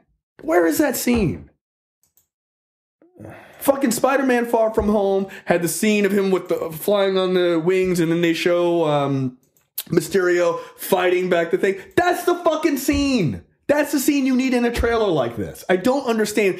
Have you not seen superhero trailers before? They don't give a fuck. Remember the fucking first Winter Soldier trailer? Everyone's like, oh, what's going on? And then when he ran and threw the fucking shield and Winter Soldier turned around and caught that shit, everyone's like, I'm buying a ticket for that. That's what you need in a movie. Yo, they had me at the fucking knife tricks that he was doing and shit. And then the end of it was, like you said, him catching that shield with the metal arm. And you were just like oh, shit, son. And I know the story. I've read it 3 times and I still was excited for it. But they just don't give a fuck. They just don't give a shit. I am so glad that this is no longer in their hands after this. Yeah, this is going to be it, man. I'm telling you, man. Yo, y'all Fox X-Men fans, I don't want to hit a goddamn thing when they do X-Men under Marvel. Because you look, you know Kevin Feige ain't going to be like, oh, let's just take it easy. No, he going to prove like, y'all should let me have this shit a decade ago. Yeah. He going to prove you all wrong. Look at Captain Marvel already. Like, that shit is already cosmic. Yeah. Like, they're just now going into space. Right. With the X-Men. Right. And they've been doing these movies for 20 years. 19 years. Nigga, it's been 20 years! Like, the first one came out in, like, 2000. 2000. That's exactly right. That's right, because that's kind of what started this whole renaissance. Yep. And this is the best they got. God damn. That's offensive, yeah. You're right. That's But Marvel has already gone cosmic already. They did Guardians. Yeah, they did Guardians of the Galaxy twice. Yeah. And that shit wasn't even remotely on Earth. No. His mom died on Earth and they were like, gone. That was the last time you saw Earth. Gone. Fucking Thor. The third one.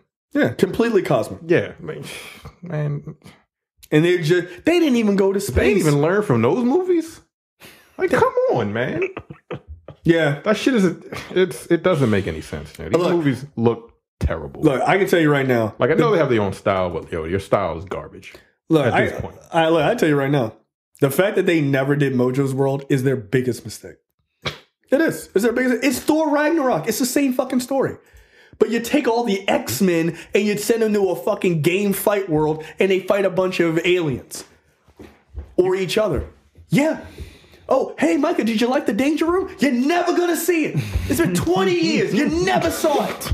I think they had it once. I think they had it in X-Men 3. Yeah. And it was the way that it was. Tell me it was the Danger Room. Go ahead. I dare you. The way that it was set up, it was weird because all I remember from that is just like Wolverine riding a big like Sentinel head all of a sudden, and then it's like somebody comes in and is like, oh, well, the Danger Room's here. That wasn't the Danger Room. That wasn't the Danger Room. No, it was the Danger Room, but that wasn't the Danger Room. Danger Room. Nah, yo, they just filmed on a lot, and they were like, oh, there's Sentinels and all sorts of stuff you couldn't see, and then Wolverine gets thrown and then smoke and shit. Smoking bullshit. He has a bullshit room. Yeah, and he like pulls out a cigar, and like it was fucking terrible. And then they're like, oh yeah, that was the Danger Room. No, the Danger Room is yes, it can mimic things, but show it as a fucking room. Yeah, show it as a room where they train. It now. This looks like the scene. It looks like the scene from fucking Terminator 2 in the beginning. Thank you. That's what it looked like.